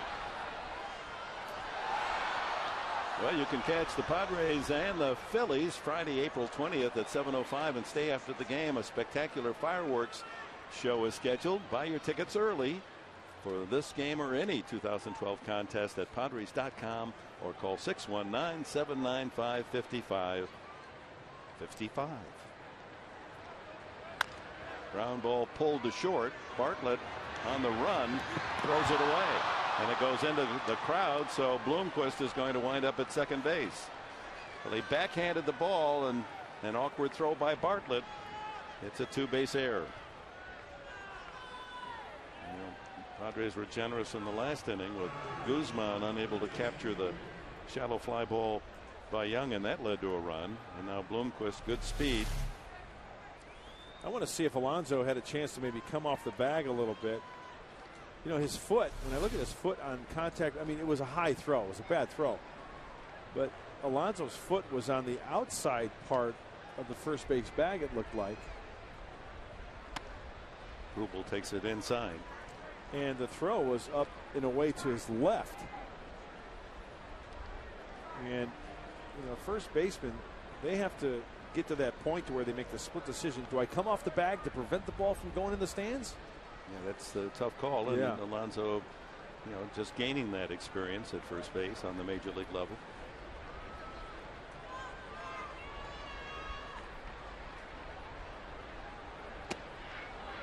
Two and 0.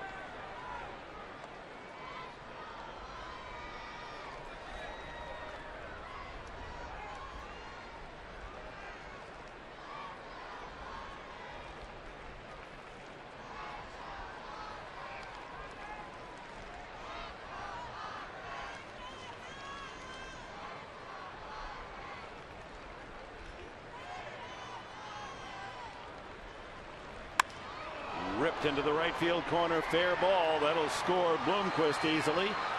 Venable digs it out, and with an RBI double, Jason Kubel, as Arizona leads it 2-1.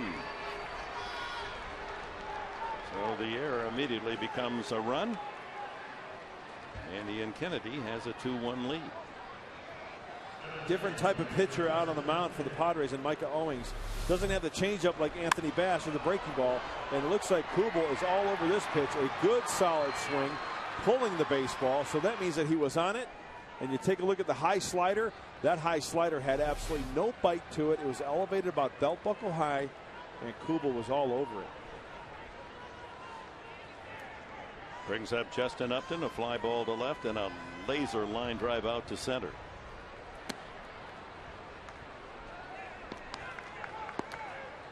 No one out. Kubel in scoring position with his second RBI, the double. see if Micah Owings can make an adjustment here and try to work down in the zone. Try to get a breaking ball maybe down and have him hook that ball on the left side, keep the ball in front of the runner. Good pitch. That's what you're talking about there. A slider, 1-1. What I mean by keeping the ball in front of the runner is the guy on second base, have him hit the ball here. Why? Because then the runner has to freeze. If he hits it over here, free 90 feet over to third base.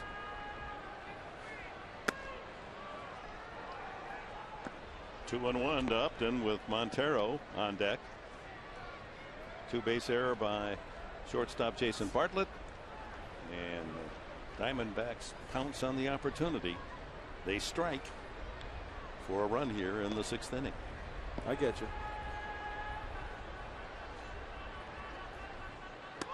Ooh, he got it. 89-mile-an-hour fastball up in the letters. Josh Spence and Luke Gregerson starting to get loose in the bullpen. And Spence got rid of Montero, the on-deck hitter, on 3 big sliders last night.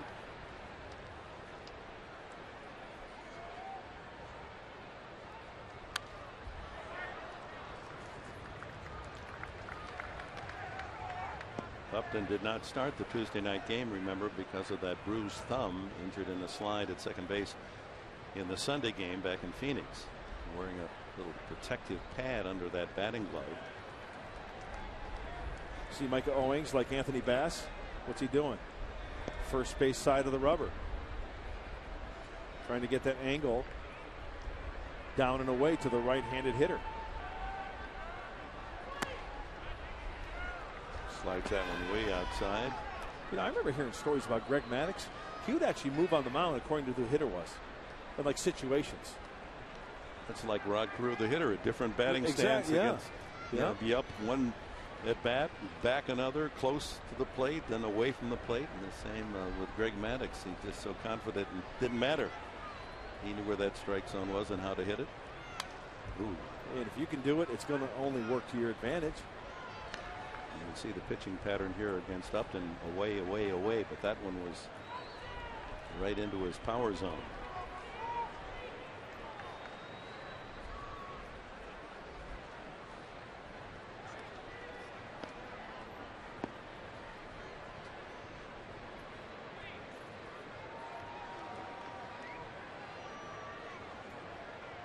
Count 3-2.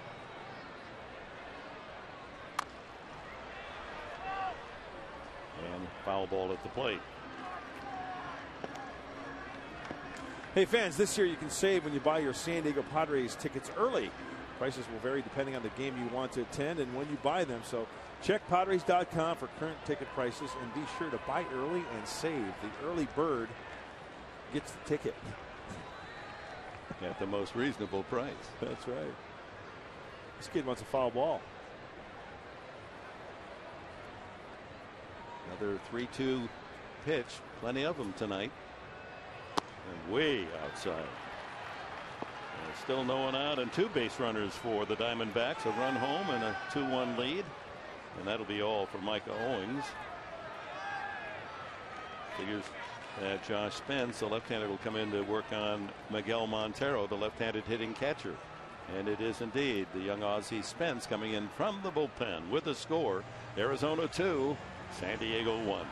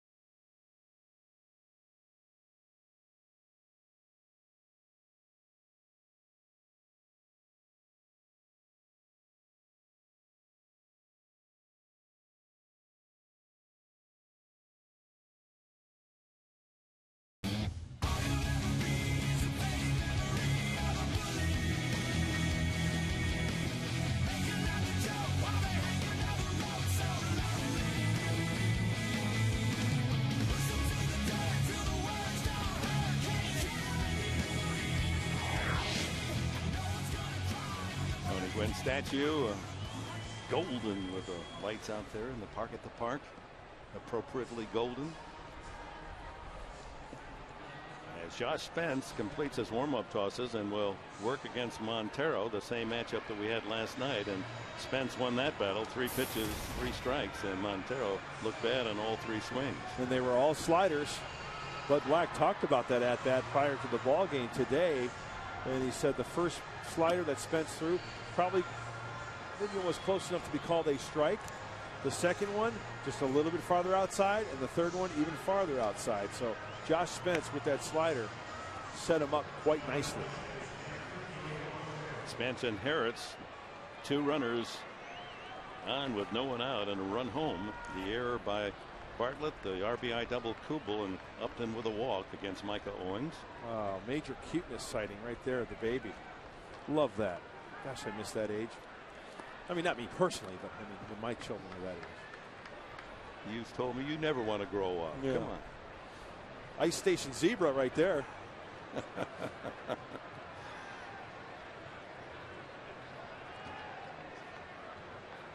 Montero struck out both at bats, and he swings at the first pitch and hits it high toward left. Who wants it?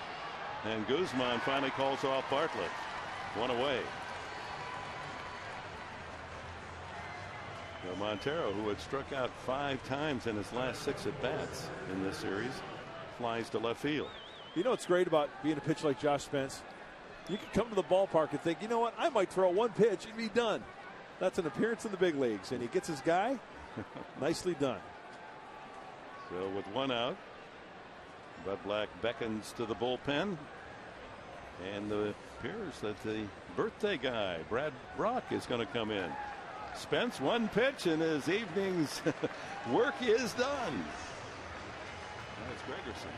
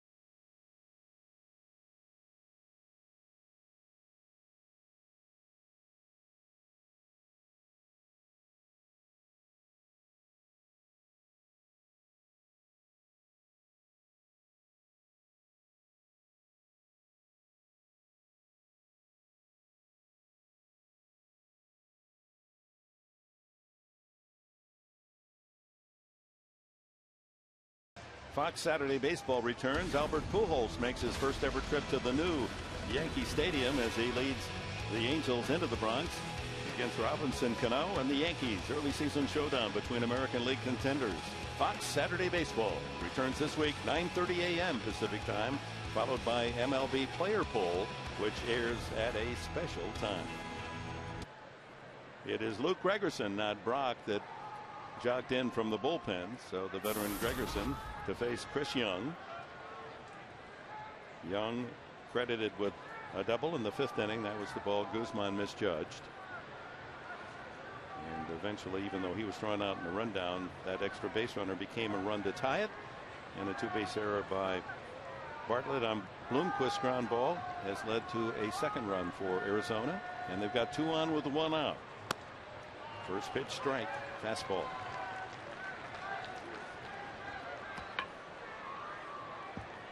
Kubel with the RBI double at 2nd, and Upton at 1st.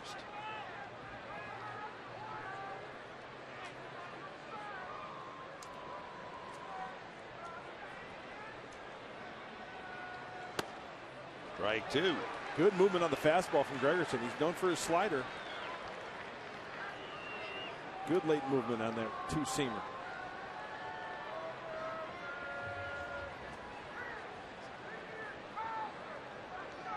Young with the winning blow on Tuesday night in the 11th inning, a 2-run homer off Micah Owings. Down on the count, 2 strikes. Got him on the slider. That was a nasty sequence from Gregerson. 2 good fastballs and then that dipping slider. I think that he wanted to locate the slider inside because look where Nick Huntley's set up. It leaks down and away. Nice pick by the Padre catcher. And Young, the front shoulder. Look at that front shoulder. Opens up big time, exposes no power left in that bat, and just trying to make contact, just maybe to foul it off to get another crack at it. But he's back in the dugout. Overbay has walked and was safe on the fielder's choice when Young was caught in that rundown between second and third. And then Overbay scored the run on the single by Hill to tie the game. And as Gregerson was warming up, Overbay went over to the dugout and he was in a conversation with Don Baylor, and it looked as if Baylor was telling him what he might expect from Gregerson. Trying to read the lips. Said, I think Groove there said, look for the fastball. See if he gets one in the strike zone. 2 on, 2 out. There's the slider.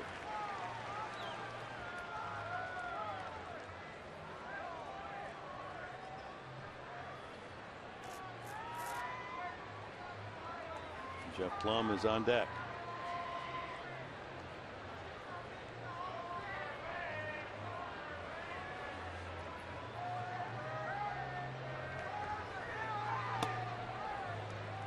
Only other game still underway in the major leagues up at Dodger Stadium, where the Dodgers 3-0 lead has been reduced to 3-2 over Pittsburgh in the 6th inning.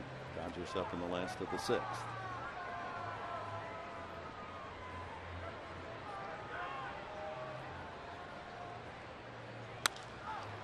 Lifted down the left field line, slicing into foul territory barely, and Guzman wasn't going to get it. Overbay flirts with a little fly ball double there. Well, the count levels at 2 balls, 2 strikes.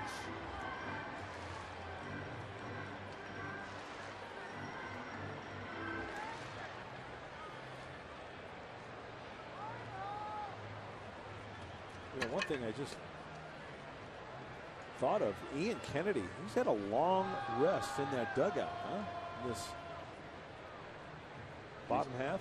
He's been on a tear too. The top half rather. 11 straight outs for Kennedy, and now he's got the lead. And Gregerson trying to stop the D-backs here with a 2-2 pitch in the dirt. Full count. Overbay. And that'll send the runners off on this next delivery.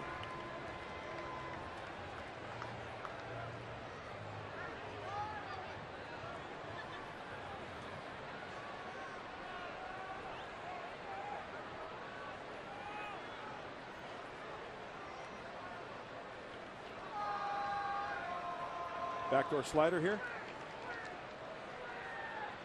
Runners go, and the pitch in the dirt, ball 4. Bases are loaded. And the veteran Blum steps up.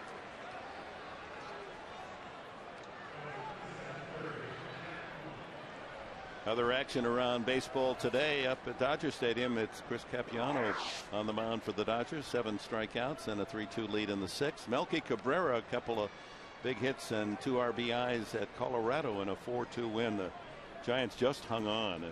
Bases loaded in the 9th inning. Colorado got a run, and Wilson finally got the final out. And Joe Mauer, big day, 3-run homer in a 10-9 Minnesota win over the Angels.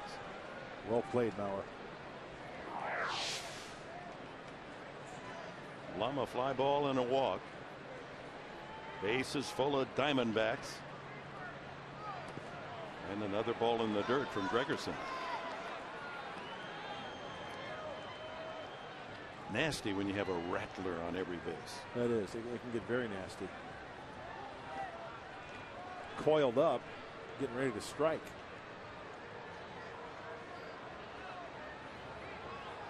It's up to Gregerson to. It's something that Blum will deliver for an out. And that's 2-0. So he strikes out Young. Got him to chase that slider. But walks over Bay to load him up. And now falls behind Blum 2-0. And for Jeff Blum now the strike zone starts to shrink a little bit. He can be a little more selective. Ground ball off the head of the bat to Headley. And now he can go over to the third base bag and get the force right there. And that ends the inning. An unearned run for the Diamondbacks on 1 hit and 3 left. 2-1 Arizona.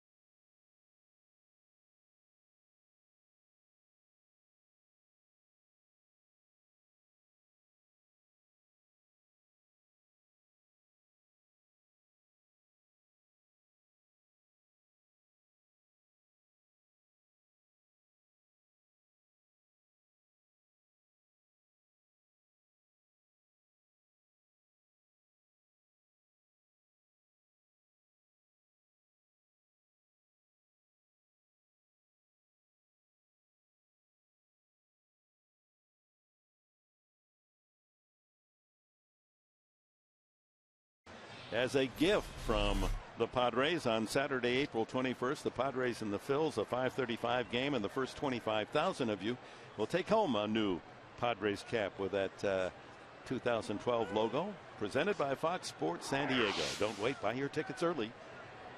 You save at Padres.com or call 619-795-5555. Guys, right out of 1970s. Did you see that? The brown, the brown and gold.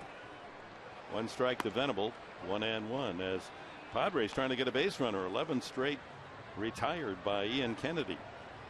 Last base runner was Bartlett's double with 1 out in the 2nd inning. Venable the RBI single in the 1st. Fly ball to right. Upton is there. 12 in a row.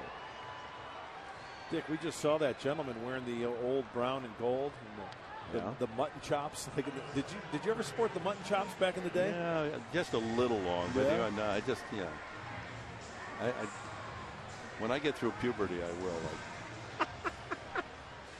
I still think you and I should have a sports challenge Sunday, to where we wear the checkered sport coats with the lapels and the real thick ties. I'll wear Wait a minute. I'll wear a toupee. I mean, I was a looker in those sports challenge outfits. I can't help it. Barbara gave them all away. Hey, seriously, San Diego Padre fans. I mean, just Dick Enberg fans. Go to YouTube and type in Dick Enberg Sports Challenge.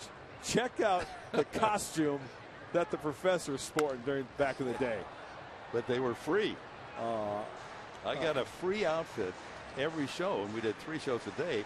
And when they're free, you take anything you want. And the style was that Lindsey Nelson, the plaids and all the wild colors. When you had this one, it was the red and white plaid.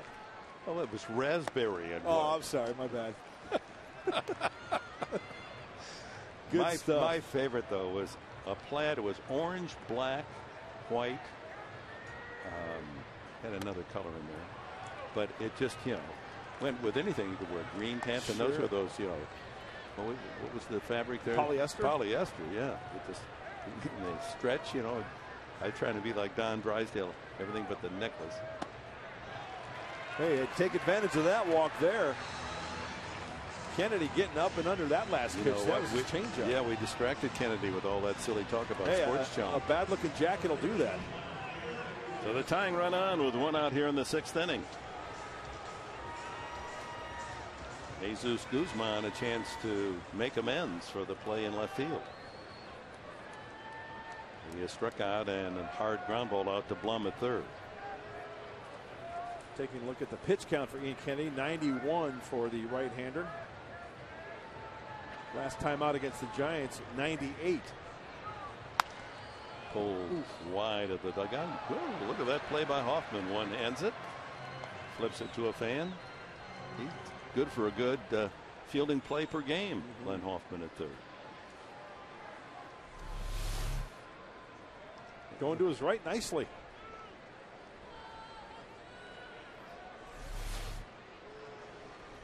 Kennedy, quite a workhorse last year, going over 100 pitches, just common for him. Ooh, got something high. Couldn't quite get the barrel of the bat on it. He went over 100 pitches in 22 straight starts. Brad Ziegler heating up for the Snakes. Padres were able to get a run off Ziegler in relief to tie the game on Tuesday night at 2.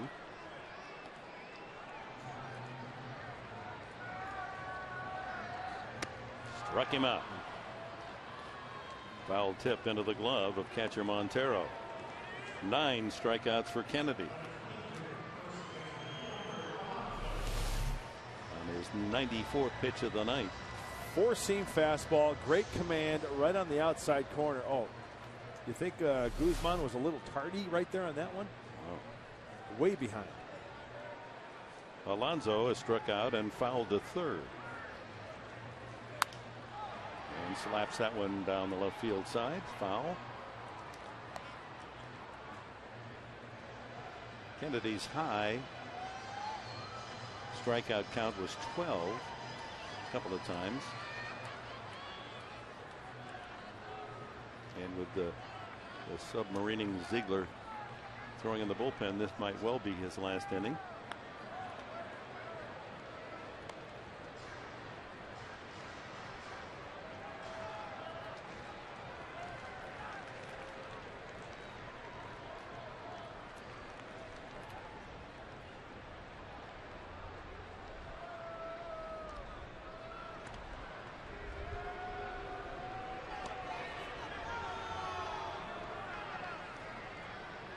Two to 1, Arizona leading here with 2 outs in the Padres 6th inning.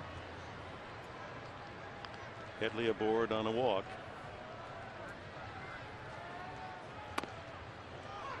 Inside corner, 0-2. He's just been steadily ahead of all the hitters since a rocky start for Kennedy, a triple single to open the first inning for the Padres run, but he got on track in a hurry, striking out Guzman, Alonso, and Hundley to end that inning, and has allowed only 1 hit since.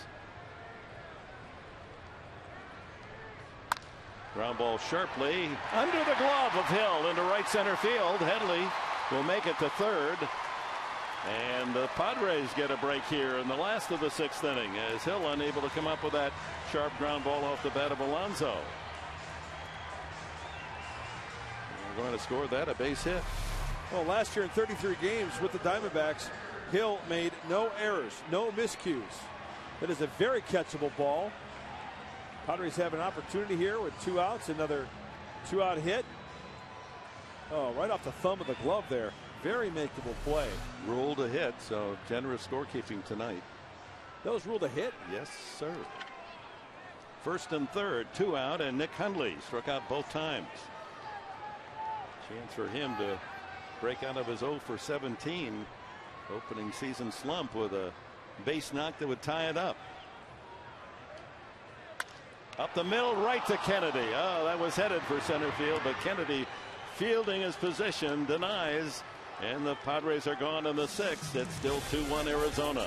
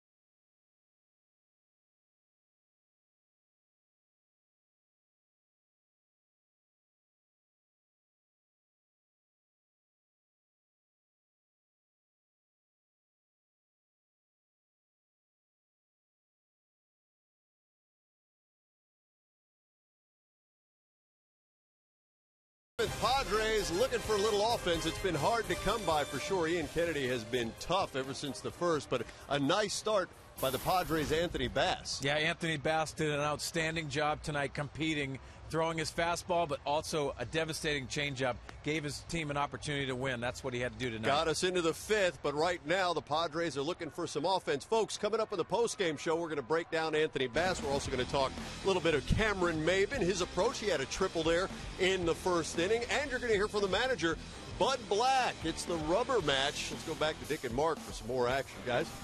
All right, thank you, Mike. The D-backs in the 7th inning have Hill, the pitcher spot Kennedy, and we'll see apparently a pinch hitter for Kennedy. Ryan Roberts has a bat in the on-deck circle. Hill with an RBI single back in the 5th inning. That was the first of a generous defensive play by the Padres, as the fly ball leading off the inning by Chris Young into left field was misplayed by Jesus Guzman and led to a run, and then the two-base error by Bartlett in the 6th inning on Bloomquist's ball leading off, and that became the 2nd run. So Kennedy leaves with the lead, 2-1. Gregerson continuing. Got the last 2 outs in the 6th. Line drive left center field, and that's up the gap all the way to the 401 sign. Racing around first to second is Hill, and the ball quickly fielded out in the outfield by the Padres, and will hold him to a long double. Hanging slider, a rolling slider, doesn't have quite the bite, and on contact that's upper thigh on Hill, and he gets extended and splits the gap. Usually when Luke Gregerson is on his game with his slider, it's got good tilt to it. You'll see those hitters beat the ball into the ground or swing over the top of that pitch, and that one was really flat. And that keeps Kennedy in the game, because now the call is for a bunt. Yep. They don't need to use a pinch hitter. Well, that's the bad news for the Padres, who have managed only 2 hits off Kennedy since the 1st inning. And he's going to stay in the game. Failed to sacrifice. Now the Butcher Boy pulls it back and takes high, ball 1. He's got Headley in tied at 3rd, and yet close enough so he can go back and cover 3rd base should Alonso field the bunt or the pitcher, or as the case was the last time, catcher Hundley on the short bunt.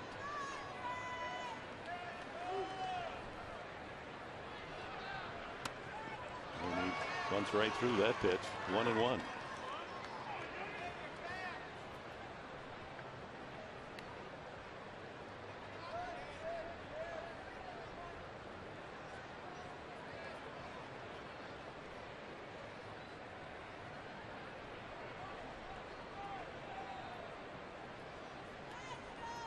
Chance to help himself.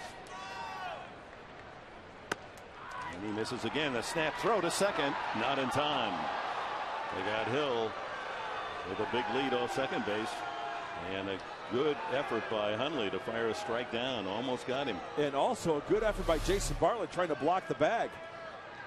As soon as that pitch was caught, did you see him lower his knee a little bit? I thought he had him, but it looks like Hill gets his left hand on the outside side of the second base bag to get in there safely. Yeah, beat the tag. Now 2 strikes, and he takes outside and low that slider. Now Kennedy has pulled the bat back twice, tried to bunt twice, failed on both occasions. Checking closely with Matt Williams, the coach at 3rd, whether or not they want him to try to bunt with 2 strikes on him.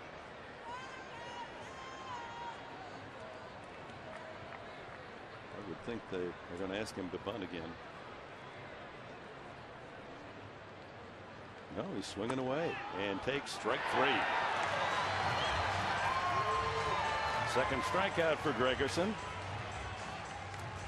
Kennedy fails to help himself by moving the runner along, and here's the leadoff man, Bloomquist. 1 for 3, safe on the error by Bartlett in the last inning, and scored the tie-breaking run. Hundley calls time, goes out to talk with Gregerson. Padres hoping that Gregerson might have a quick, easy inning, get through this inning, and then it's set up for Cashner and Street the 8th and 9th innings. Bit of a dilemma should this become a longer inning, as Gregerson's thrown 20 pitches so far. You see Bud Black and Darren Balsley, the pitching coach for the Padres, going over the lineup, seeing who they possibly bring in. Brad Ziegler starts to warm up again, and he's throwing seriously down that right field corner. High fly ball, shallow center. Maben calling for it. Yeah, the ball not carrying at all. Tonight we've seen balls that both Guzman and now Maben almost in the infield dirt before he caught that one. 2 away. This MLB on Fox season, Fox Sports proud to support Boys and Girls Clubs of America, a place where youth can reach their full potential as productive, caring, responsible citizens. To learn more, please visit greatfutures.org/Fox Sports. Kubel, a double into the right field corner last time up to drive in Bloomquist to break the 1-1 tie. Second RBI of the season.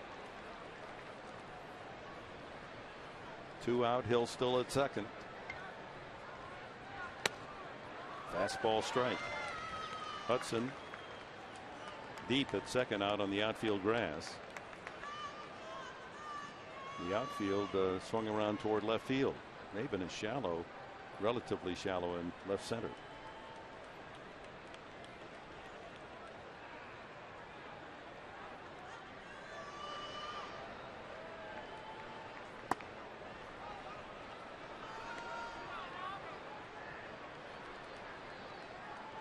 As we mentioned earlier, Kubel takes a lot of pitches.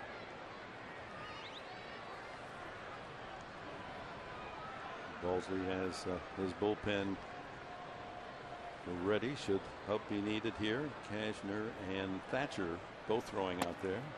2-1 now. Yeah, if Kubel gets on, you've got the righty Upton on deck. And if the inning would go even longer, hypothetically bases loaded, you've got the lefty Montero. And that would call for Thatcher. Best scenario, however, would be to get Kubel out here and get into the 8th inning. Pops him up, might be a play over near the Arizona dugout. It's going to be back in the first row behind the dugout. Karam's all the way back into the reserve section. Fan didn't have to move for it. The ball found him.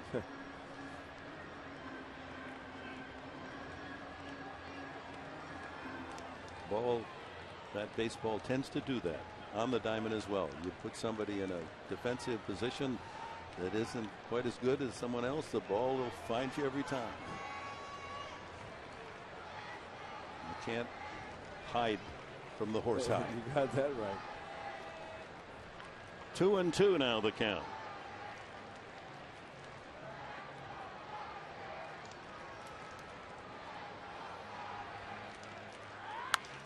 High fly ball. That's deep to left center field. A long run for Guzman. He's there and makes the catch. Good job by Gregerson. No runs. Pitches around the leadoff double by Hill. It's 2-1.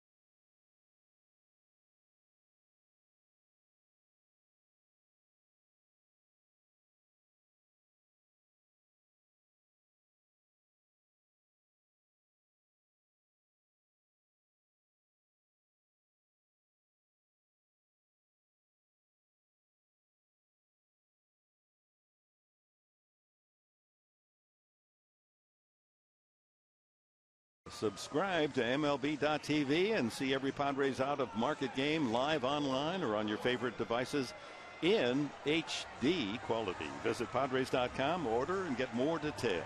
MLB.tv, baseball everywhere. Yeah, those young lads keeping warm. Hopefully a little victory dance for the Padres, who trail 2-1. Hudson, Bartlett, and a pinch hitter for Gregerson. The schedule here in the 7th inning, and a soft roller up the first base side. Little miscommunication, and Hudson is out. Ziegler, the new pitcher, hesitated, then overbay at first. Then he thought he should go for it, and there was a little you go, I go, no, don't go, and finally the play is made. They're practicing that spring training as well. Boy, I don't think Ziegler got there in time. Did he tag him? He tagged him. Yes, he did. Looked like yeah, the right foot on the bases. The tag was made. That was a very close call. Now that's one of those in-betweeners. Bud Black thought that Hudson has it. Watch Hudson's foot. Is it on the bag before the tag? Hard to tell from that angle. Looked like right here you can tell. I think he got him. He got him. Yeah, I agree.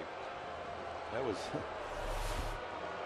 they flirted with a miscue, but get the first out on Hudson. Bartlett, a double and a strikeout facing Kennedy. Now Kennedy goes 6 innings, 1 run earned. First 2 batters of the game got the run. 5 hits, 1 walk, and 9 strikeouts. True to form, only 1 walk allowed. Masterful control by Kennedy. Absolutely. And, you know, you look at that play, Ziegler hitting the dirt right there. That's how pitchers can get hurt. You know, you're jamming a shoulder or tweaking a shoulder.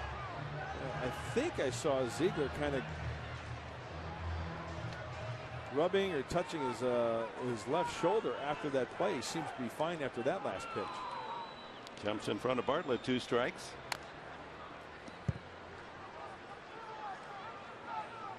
Ziegler working Tuesday night in relief with a score 2-1 Arizona. They gave up that triple to left center field by Hudson and a single to Bartlett to tie it up. Then Bartlett thrown out at second base trying to stretch that single into a double. It made it 2-2, and the game progressed into extra innings, and Chris Young's 2-run homer won it for Arizona 4-2. Just so typically all 3 of these games tight. A 2-2 tie and then a 4-2 Arizona win. Last night a 2-1 victory for the Padres on the 2-run homer by Denorfia in the 8th.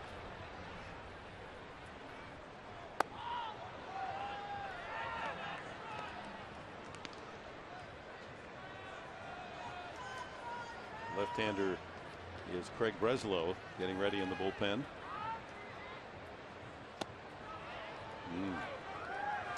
2-2 now to Bartlett. Andrew Kashner seems ready to work the 8th inning for the Padres.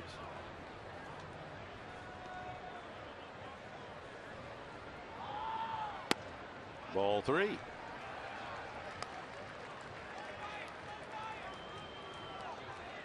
Well, in the early going, both Arizona and San Diego in the top 5. Bullpen ERA. Low, ball 4. Good at bat for Bartlett. He was down on the count. Well, the tying run is on. 1 out. And Andy Perino will pinch hit for the Padres.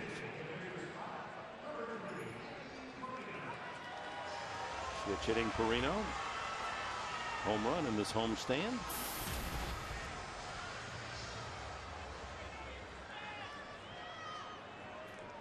Luke Gregerson extended to an inning and 2/3 tonight. Gave up a hit and a walk, a couple of strikeouts. Good job.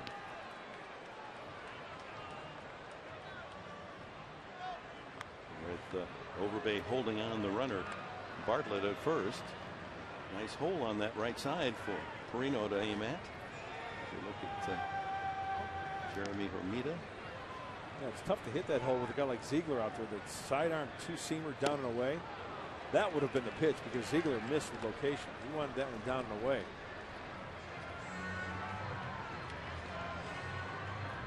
Perino with only 6 at bats, a couple of hits, one of them a home run. That was a rocket into left center field.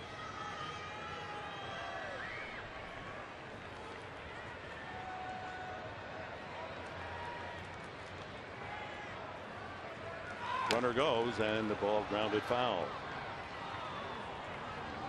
But Black plays a little hit and run.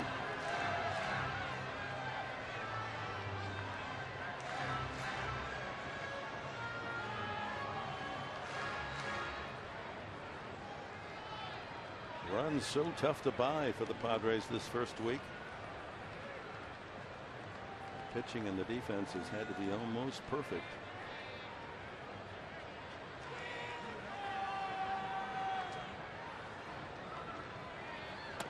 Struck him out.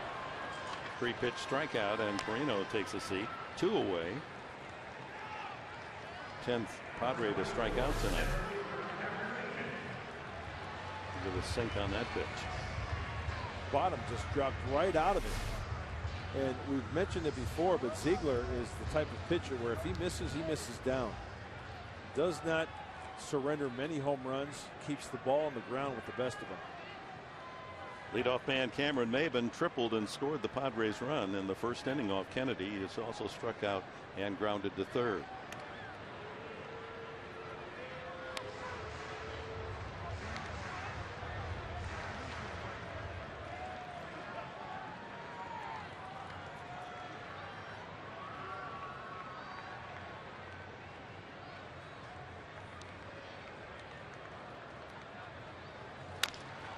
Chop to the right side. Hill there to flip to first for the out. So the Padres gone in the 7th to the 8th inning. 2-1 Arizona.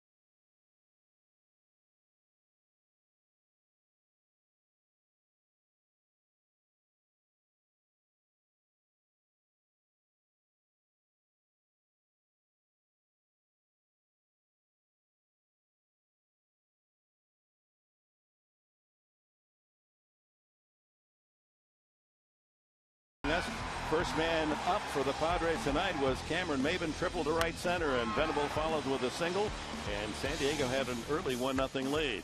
But Aaron Hill able to ground a single to center field, and that scored Overbay from second base. Bartlett's error, a 2-base error, put Bloomquist at second, and Jason Kupel's double into the right field corner was the payoff in a 2-1 Arizona lead as we go to the 8th inning, and Andrew Kashner comes out of the bullpen for San Diego. Yeah, and in that time, after the leadoff triple, Ian Kennedy really made an adjustment. Only one free pass. And we talked about the strikeouts on the average. Just over 8 strikeouts per 9 innings. Hey, give me some peanuts and Cracker Jack. Take me out to the ball game. That kid's having a good time. And hopefully Andrew Kashner has a good time out there here in the top of the 8th inning. 3 innings. He has walked 3 men and struck out 3. No run allowed. Little thought process before stepping up on the slab. Upton, Montero, and Young heavy end of the order for Arizona to face Kashner here in the 8th inning. Upton is fly to left, lined out to center and walked.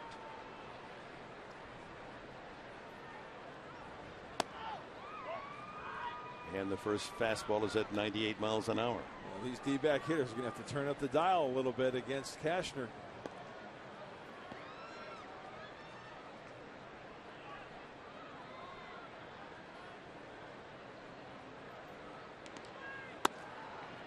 Two and 0. Again at 98 miles an hour.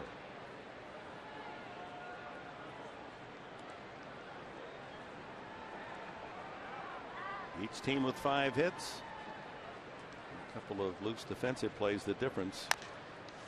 One hopper to Headley. And a little pepper put up as 5-3. Upton's at bat here in the 8th.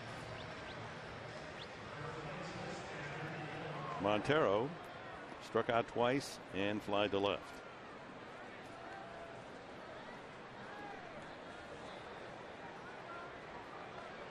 Brian Shaw, very impressive. His appearance on Tuesday night. The right-hander getting loose in the bullpen. So Kirk Gibson's bullpen order is all in line. Ziegler in the 7th. Shaw's their 8th inning specialist. And then J.J. Putz, their closer. Expect to see that combination here in the final game of this series and this homestand. 3 in Los Angeles, 3 in Colorado, and then back home for 4 against the Phillies. Bounce to second. Hudson to yonder. 2 away. Look at the schedule tomorrow night. Friday the 13th. Dodgers in Saturday. Joe Whelan will make his major league debut on Sunday afternoon. Then to Colorado for 3 night games. And then home Philadelphia. 4 games with the Phils and 3 with Washington. I got it figured out that the 26th game for Washington, based on the rotation and pitching every 5 days, that could be Steven Strasburg pitching for the Nationals. Nice. See, some of you folks, you want to get your tickets early. That's a pretty good guess that he'll pitch on the 26th. You know, when I look at that schedule for the month of April, one thing sticks out to me, and that is that the next off day, not till the 23rd, that Monday of April, right? So that means, you know, hopefully starters are going to have to go deep into the game. You know, that's a lot of work possibly for the bullpen if starters don't go deep into the game.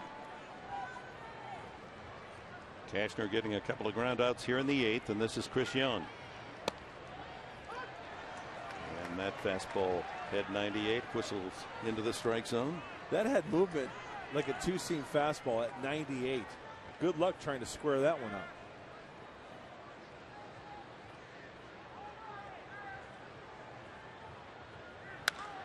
That ball is drilled deep to left field, and it is gone. A golf shot home run by Chris Young, his second of the series, and the D-backs lead it 3-1. That one was out in a many seconds. That was just a tee it up and drive it low and hard, and that got out into the stands like lightning. Now this pitch here, that's a little 2-seamer, looks like 2-seam action. This next pitch looks a little straighter, right? Tough to square up that one prior because it's got a little bit of movement to it. That pitch swung on and hit. Looks like it's straightened out just a little bit more. Easier to square up on that one. So Young does the damage with a home run again. That's his 3rd of the Young season. Won the game 2 nights ago in extra innings, and now picks up a big insurance run here in the 8th inning. It also looked like those 2 pitches we just saw back to back were kind of same location as well, right? So maybe Young timing it, seeing the same pitch, same location, and turning up the dial a little bit. 121 homers, and he's still not to the prime of his career. Young, 24, 25 years of age.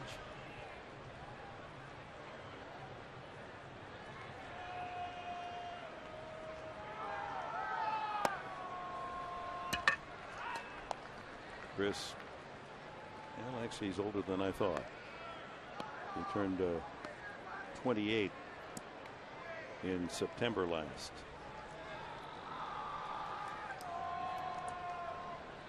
Three and one to Overbay.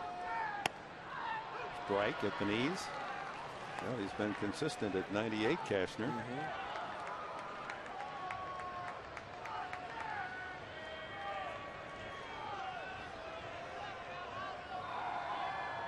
With the exception of yesterday when Bloomquist just missed a home run, Arizona's homered in every game so far this year.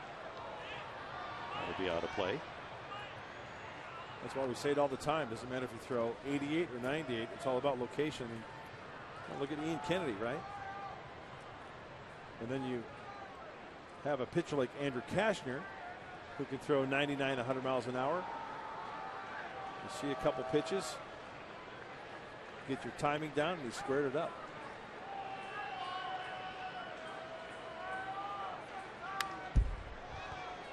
Count remains full to Overbay. In the 8th inning, and Young's home run has silenced the Padre fans. 3-1 Arizona.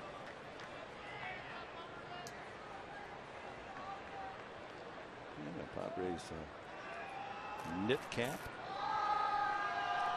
Look good on us, wouldn't it? We ought to get some of this.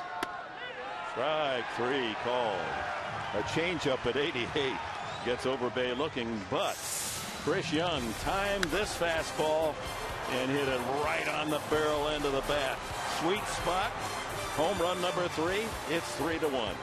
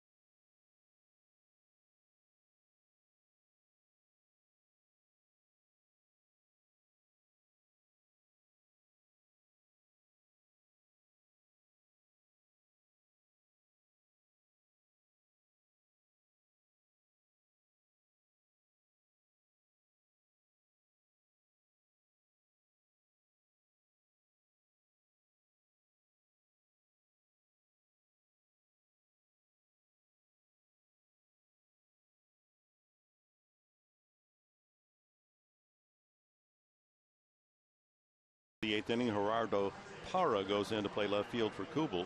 And on the mound is Brian Shaw, the right-hander with a wicked cutter.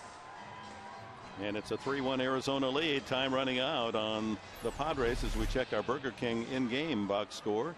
The triple and the RBI single, Maven and Venable, in the first inning off Ian Kennedy. But just 3 hits since as Kennedy slammed the door on the Padres after they got that run on 3 consecutive hits in the first inning. Ziegler gets the side out in the 7th, and here comes Shaw to work the 8th.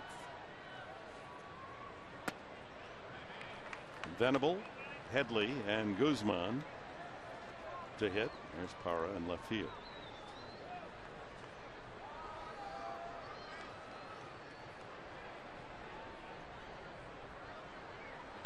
Venable with the RBI single in the first inning, his first run batted in of the season. And Dick, as you mentioned, Brian Shaw with the power cutter will also throw a forcing fastball, a slider, and a curveball, and a changeup. But his money pitch is that cutter.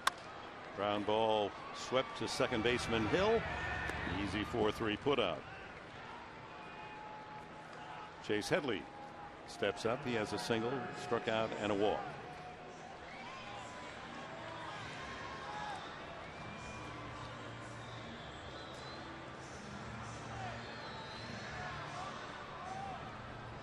This Arizona pitching staff, and just a year last year and this season, so vastly improved, especially the bullpen. It was terrible a couple of years ago, and a lot of personnel changes for the good. And it was one of the many strengths of the Arizona team to make it into the playoffs a year ago.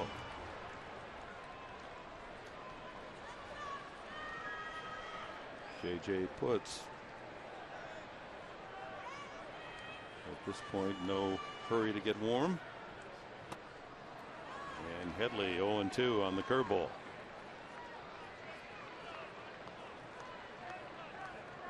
Save situation, so we figure to get Putz, who has been successful 27 straight save attempts.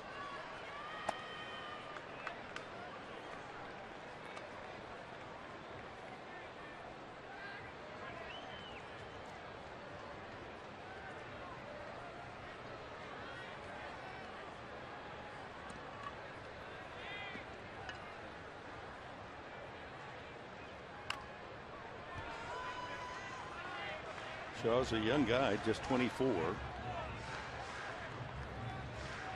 Pitched at Cal State Long Beach. High school at Livermore. Yeah, that's where Randy Johnson's from, Livermore, California.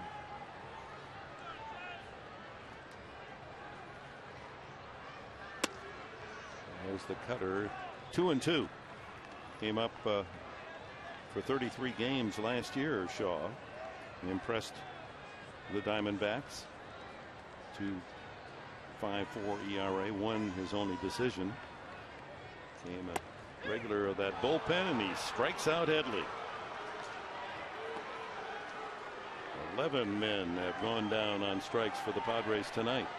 Well, the Padres Sunday is Military Day, and a week from Sunday, April 22nd, they honor the men and women who serve in the U.S. Armed Forces with Military Opening Day, presented by Northrop Grumman. You can enjoy a special pregame ceremony before the Padres take the field against the Phillies. It'll be the final game of a 4-game series. Game time 1:05. Get your tickets early at Padres.com or call 619-795-5555. Guzman steps in, struck out twice, and grounded hard to third base.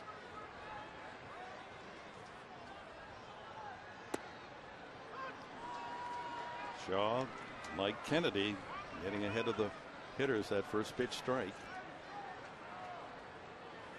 And he knows that Jesus Guzman likes that first pitch fastball, right? So he puts a wrinkle in one, a slider for a called strike.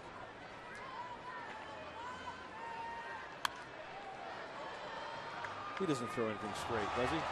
Slider, curveball, cutter. 90s, mid-90s, low 90s. Fan amongst the 20,858 here tonight. Souvenir.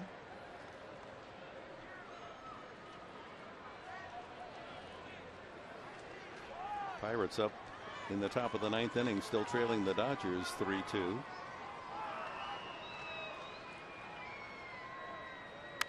Watch out. Ooh, wicked line drive.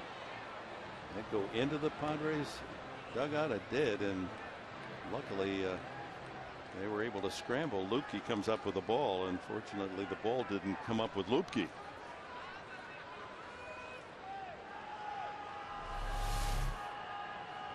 Whoa, he says that could have been dangerous.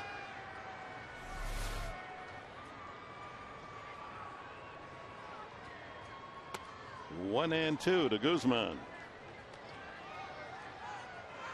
Tim Stauffer in uniform, and word is it'll probably be 3 weeks into May before he's able to come back and take a turn.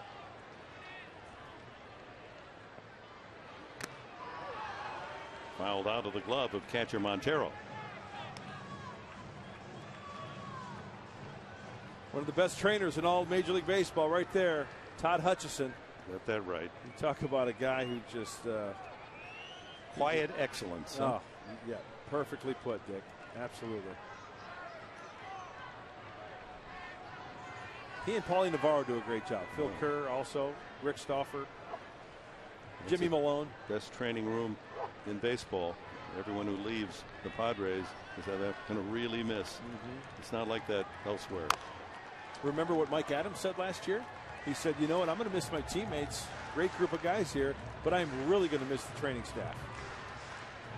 Keep everyone in good health. We're there immediately if any need is called for.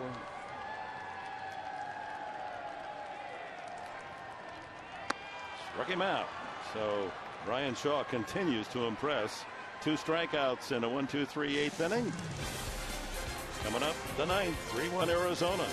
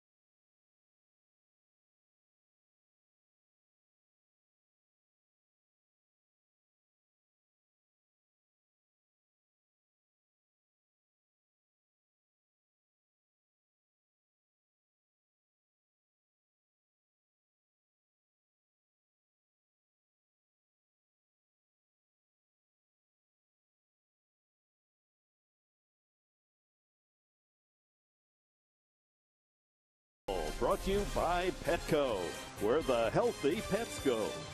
By your San Diego County Lexus dealer. And by Burger King, the proud sponsor of opening week baseball.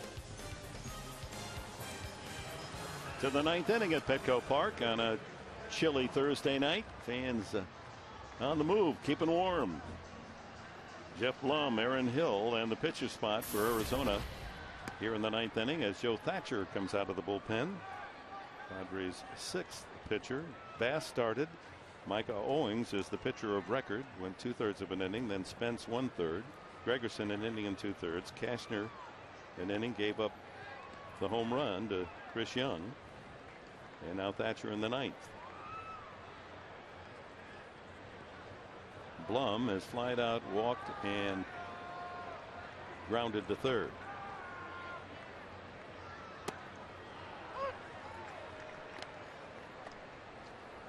And puts it loose in the bullpen. He is really on a string of overpowering 9th innings. High fly ball to center field. Maben eases back. And Blum is out. Well, the Dodgers have beaten the Pirates and have jumped out of the gate 6-1, and that's their best start in 31 years. 1981. They started equally well and went all the way to the World Series title against the Yankees. 6 games. Well, we're going to see the Dodgers red hot. 3 games this weekend. Hope you'll join us tomorrow night. 6:30 for Padres Live. Clayton Richard against Aaron Harang. Then Joe Wieland against Ted Lilly on Saturday. That'll be 5:30 for Padres Live. Hill jammed. Little soft pop-up behind home plate. And Hundley puts the squeeze on that out. And then Sunday at 1 o'clock game, 12:30 for the pregame show. It'll be Volquez and Kershaw. It'll be Jackie Robinson Day around the major leagues on Sunday, and we'll have our own special tribute to One of the giants in all of sport. Ryan Roberts is the pinch hitter for Brian Shaw.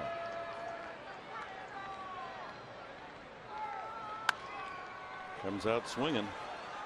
And Joe Thatcher's making some good pitches. He got Blum off the end of the bat, and then he did the opposite to Hill, seriously getting in his kitchen, the right-handed hitter, with an easy pop-up in foul territory to Nick Hundley.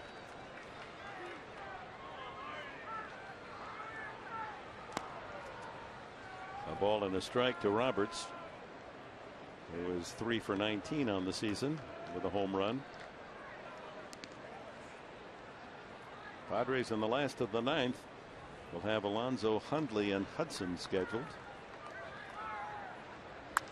High fly ball. Left fielder Guzman toward the line. And it's a 1-2-3 inning for Thatcher. And here comes Putz, who will try to put another win away for Arizona.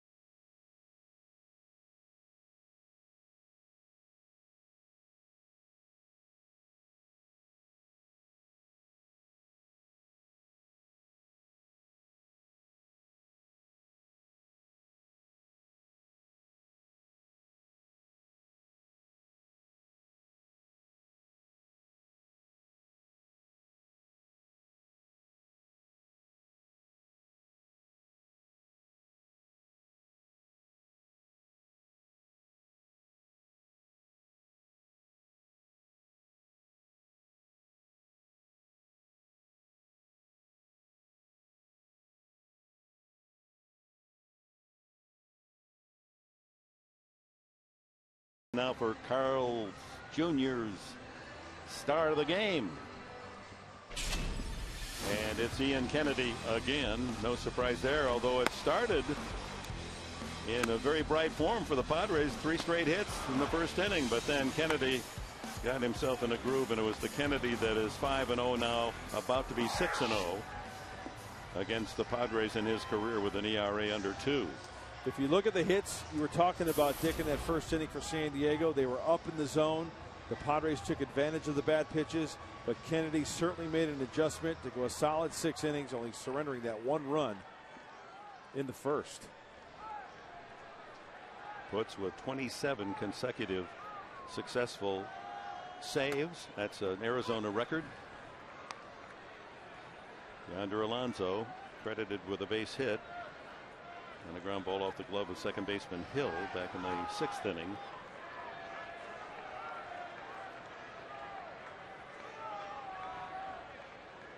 We just saw Anthony Bass with the jacket on in the dugout, trying to root on his teammates here in the last half of the 9th inning. A job well done. 4 1/3, 3 hits. He gave up a run. He punched out 5 while he issued 2 free passes to the Diamondbacks. And the run came on a tainted form and misplayed fly ball to left field by Guzman.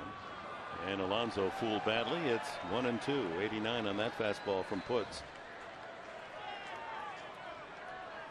Grew up a Detroit Tiger fan. Lance Parrish was his idol. He was a catcher in high school. They made him a pitcher after his junior year. Strong arm. And he went to the University of Michigan. Easy comebacker off the bat of Alonso, and there's one away here in the bottom of the 9th inning. At Michigan, Putz roomed with Tom Brady, the great quarterback who went on to star with the New England Patriots.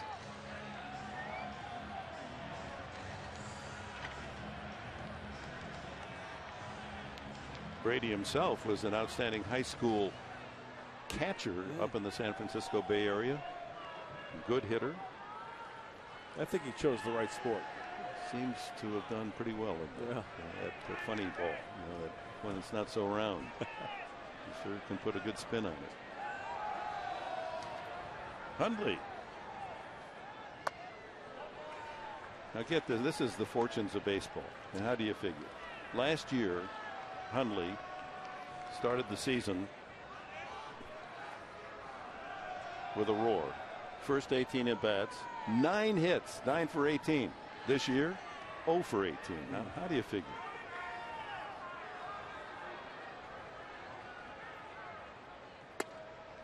And then you get to face puts here, looking for that elusive first hit. Moments in this game of baseball, like any sport, feels like you're sitting on top of the world, but in a heartbeat, it'll bring you right to your knees. We talk about humbling. A ball and a strike. High fly ball, shallow and right toward the line, and Upton has room out there. Makes the catch in fair territory, and the Padres are down to their final out. And this hard to swallow hitting slump to start the season for Hundley continues. You've got a feel for him.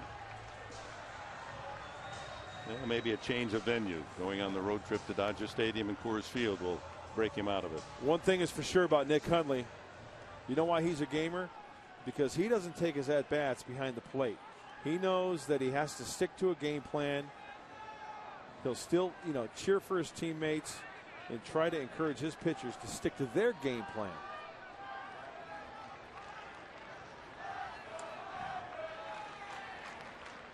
Hudson trying to keep it alive here in the bottom of the 9th inning. He has pop up a ground out, and then that awkward play at first base where Ziegler, the pitcher, was able to tag him out, colliding with the first baseman Overbay. This Arizona pitching in this series, the Padres to this point with 1 out left in the 9th inning have scored a total of 5 runs in 3 games and only 17 hits in 29 innings. They really brought some great arms, and the Padres needed that 2-run homer by Denorfia to grab a win yesterday. 2-0 to Hudson, and he takes the fastball strike.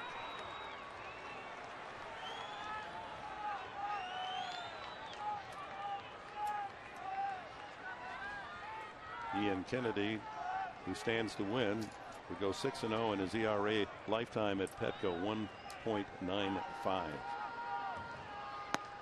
3-1. Hope still flickers here in the bottom of the 9th inning. Hudson gets on, and perhaps the old walk and a blast. Bloop and a blast to tie it up, you betcha. Well, maybe a walk, a bloop, and a blast, and then win it. 3-1 to Hudson. Fouls it back.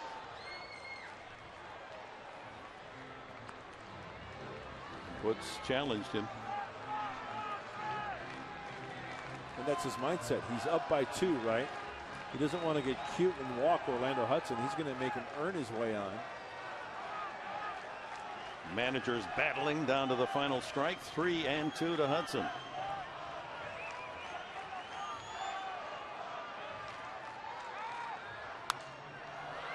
Another foul back out of play. Trying to keep the ball away from Orlando Hudson. And that's the way the defense is playing as well. Shallow and left. Young on the shortstop side of second base.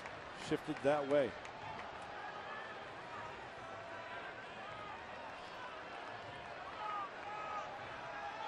Fastball away.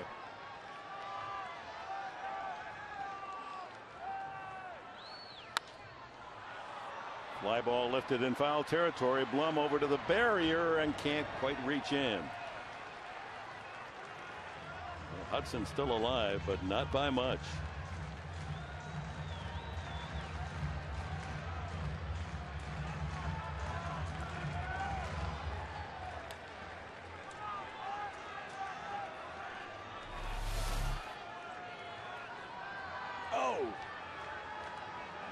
Dick, hit the gentleman in the light blue shirt, didn't it? Yeah. It's always the second bounce, right? Another foul, just nicked that one. And by a sliver, Orlando Hudson still up there 3-2. I know you've talked about Ian Kennedy quite a bit, but it's worth mentioning again. Last 9 starts for Kennedy, 8-0, 1.91 ERA. Kennedy versus the NL West, last 17 starts, 12-0, ERA of 2.22. That'll keep you in contention. Talk about a stopper. Talk about guy at the top of your rotation. Exactly. Struck him out, and the ball game is over. Putz completes the job.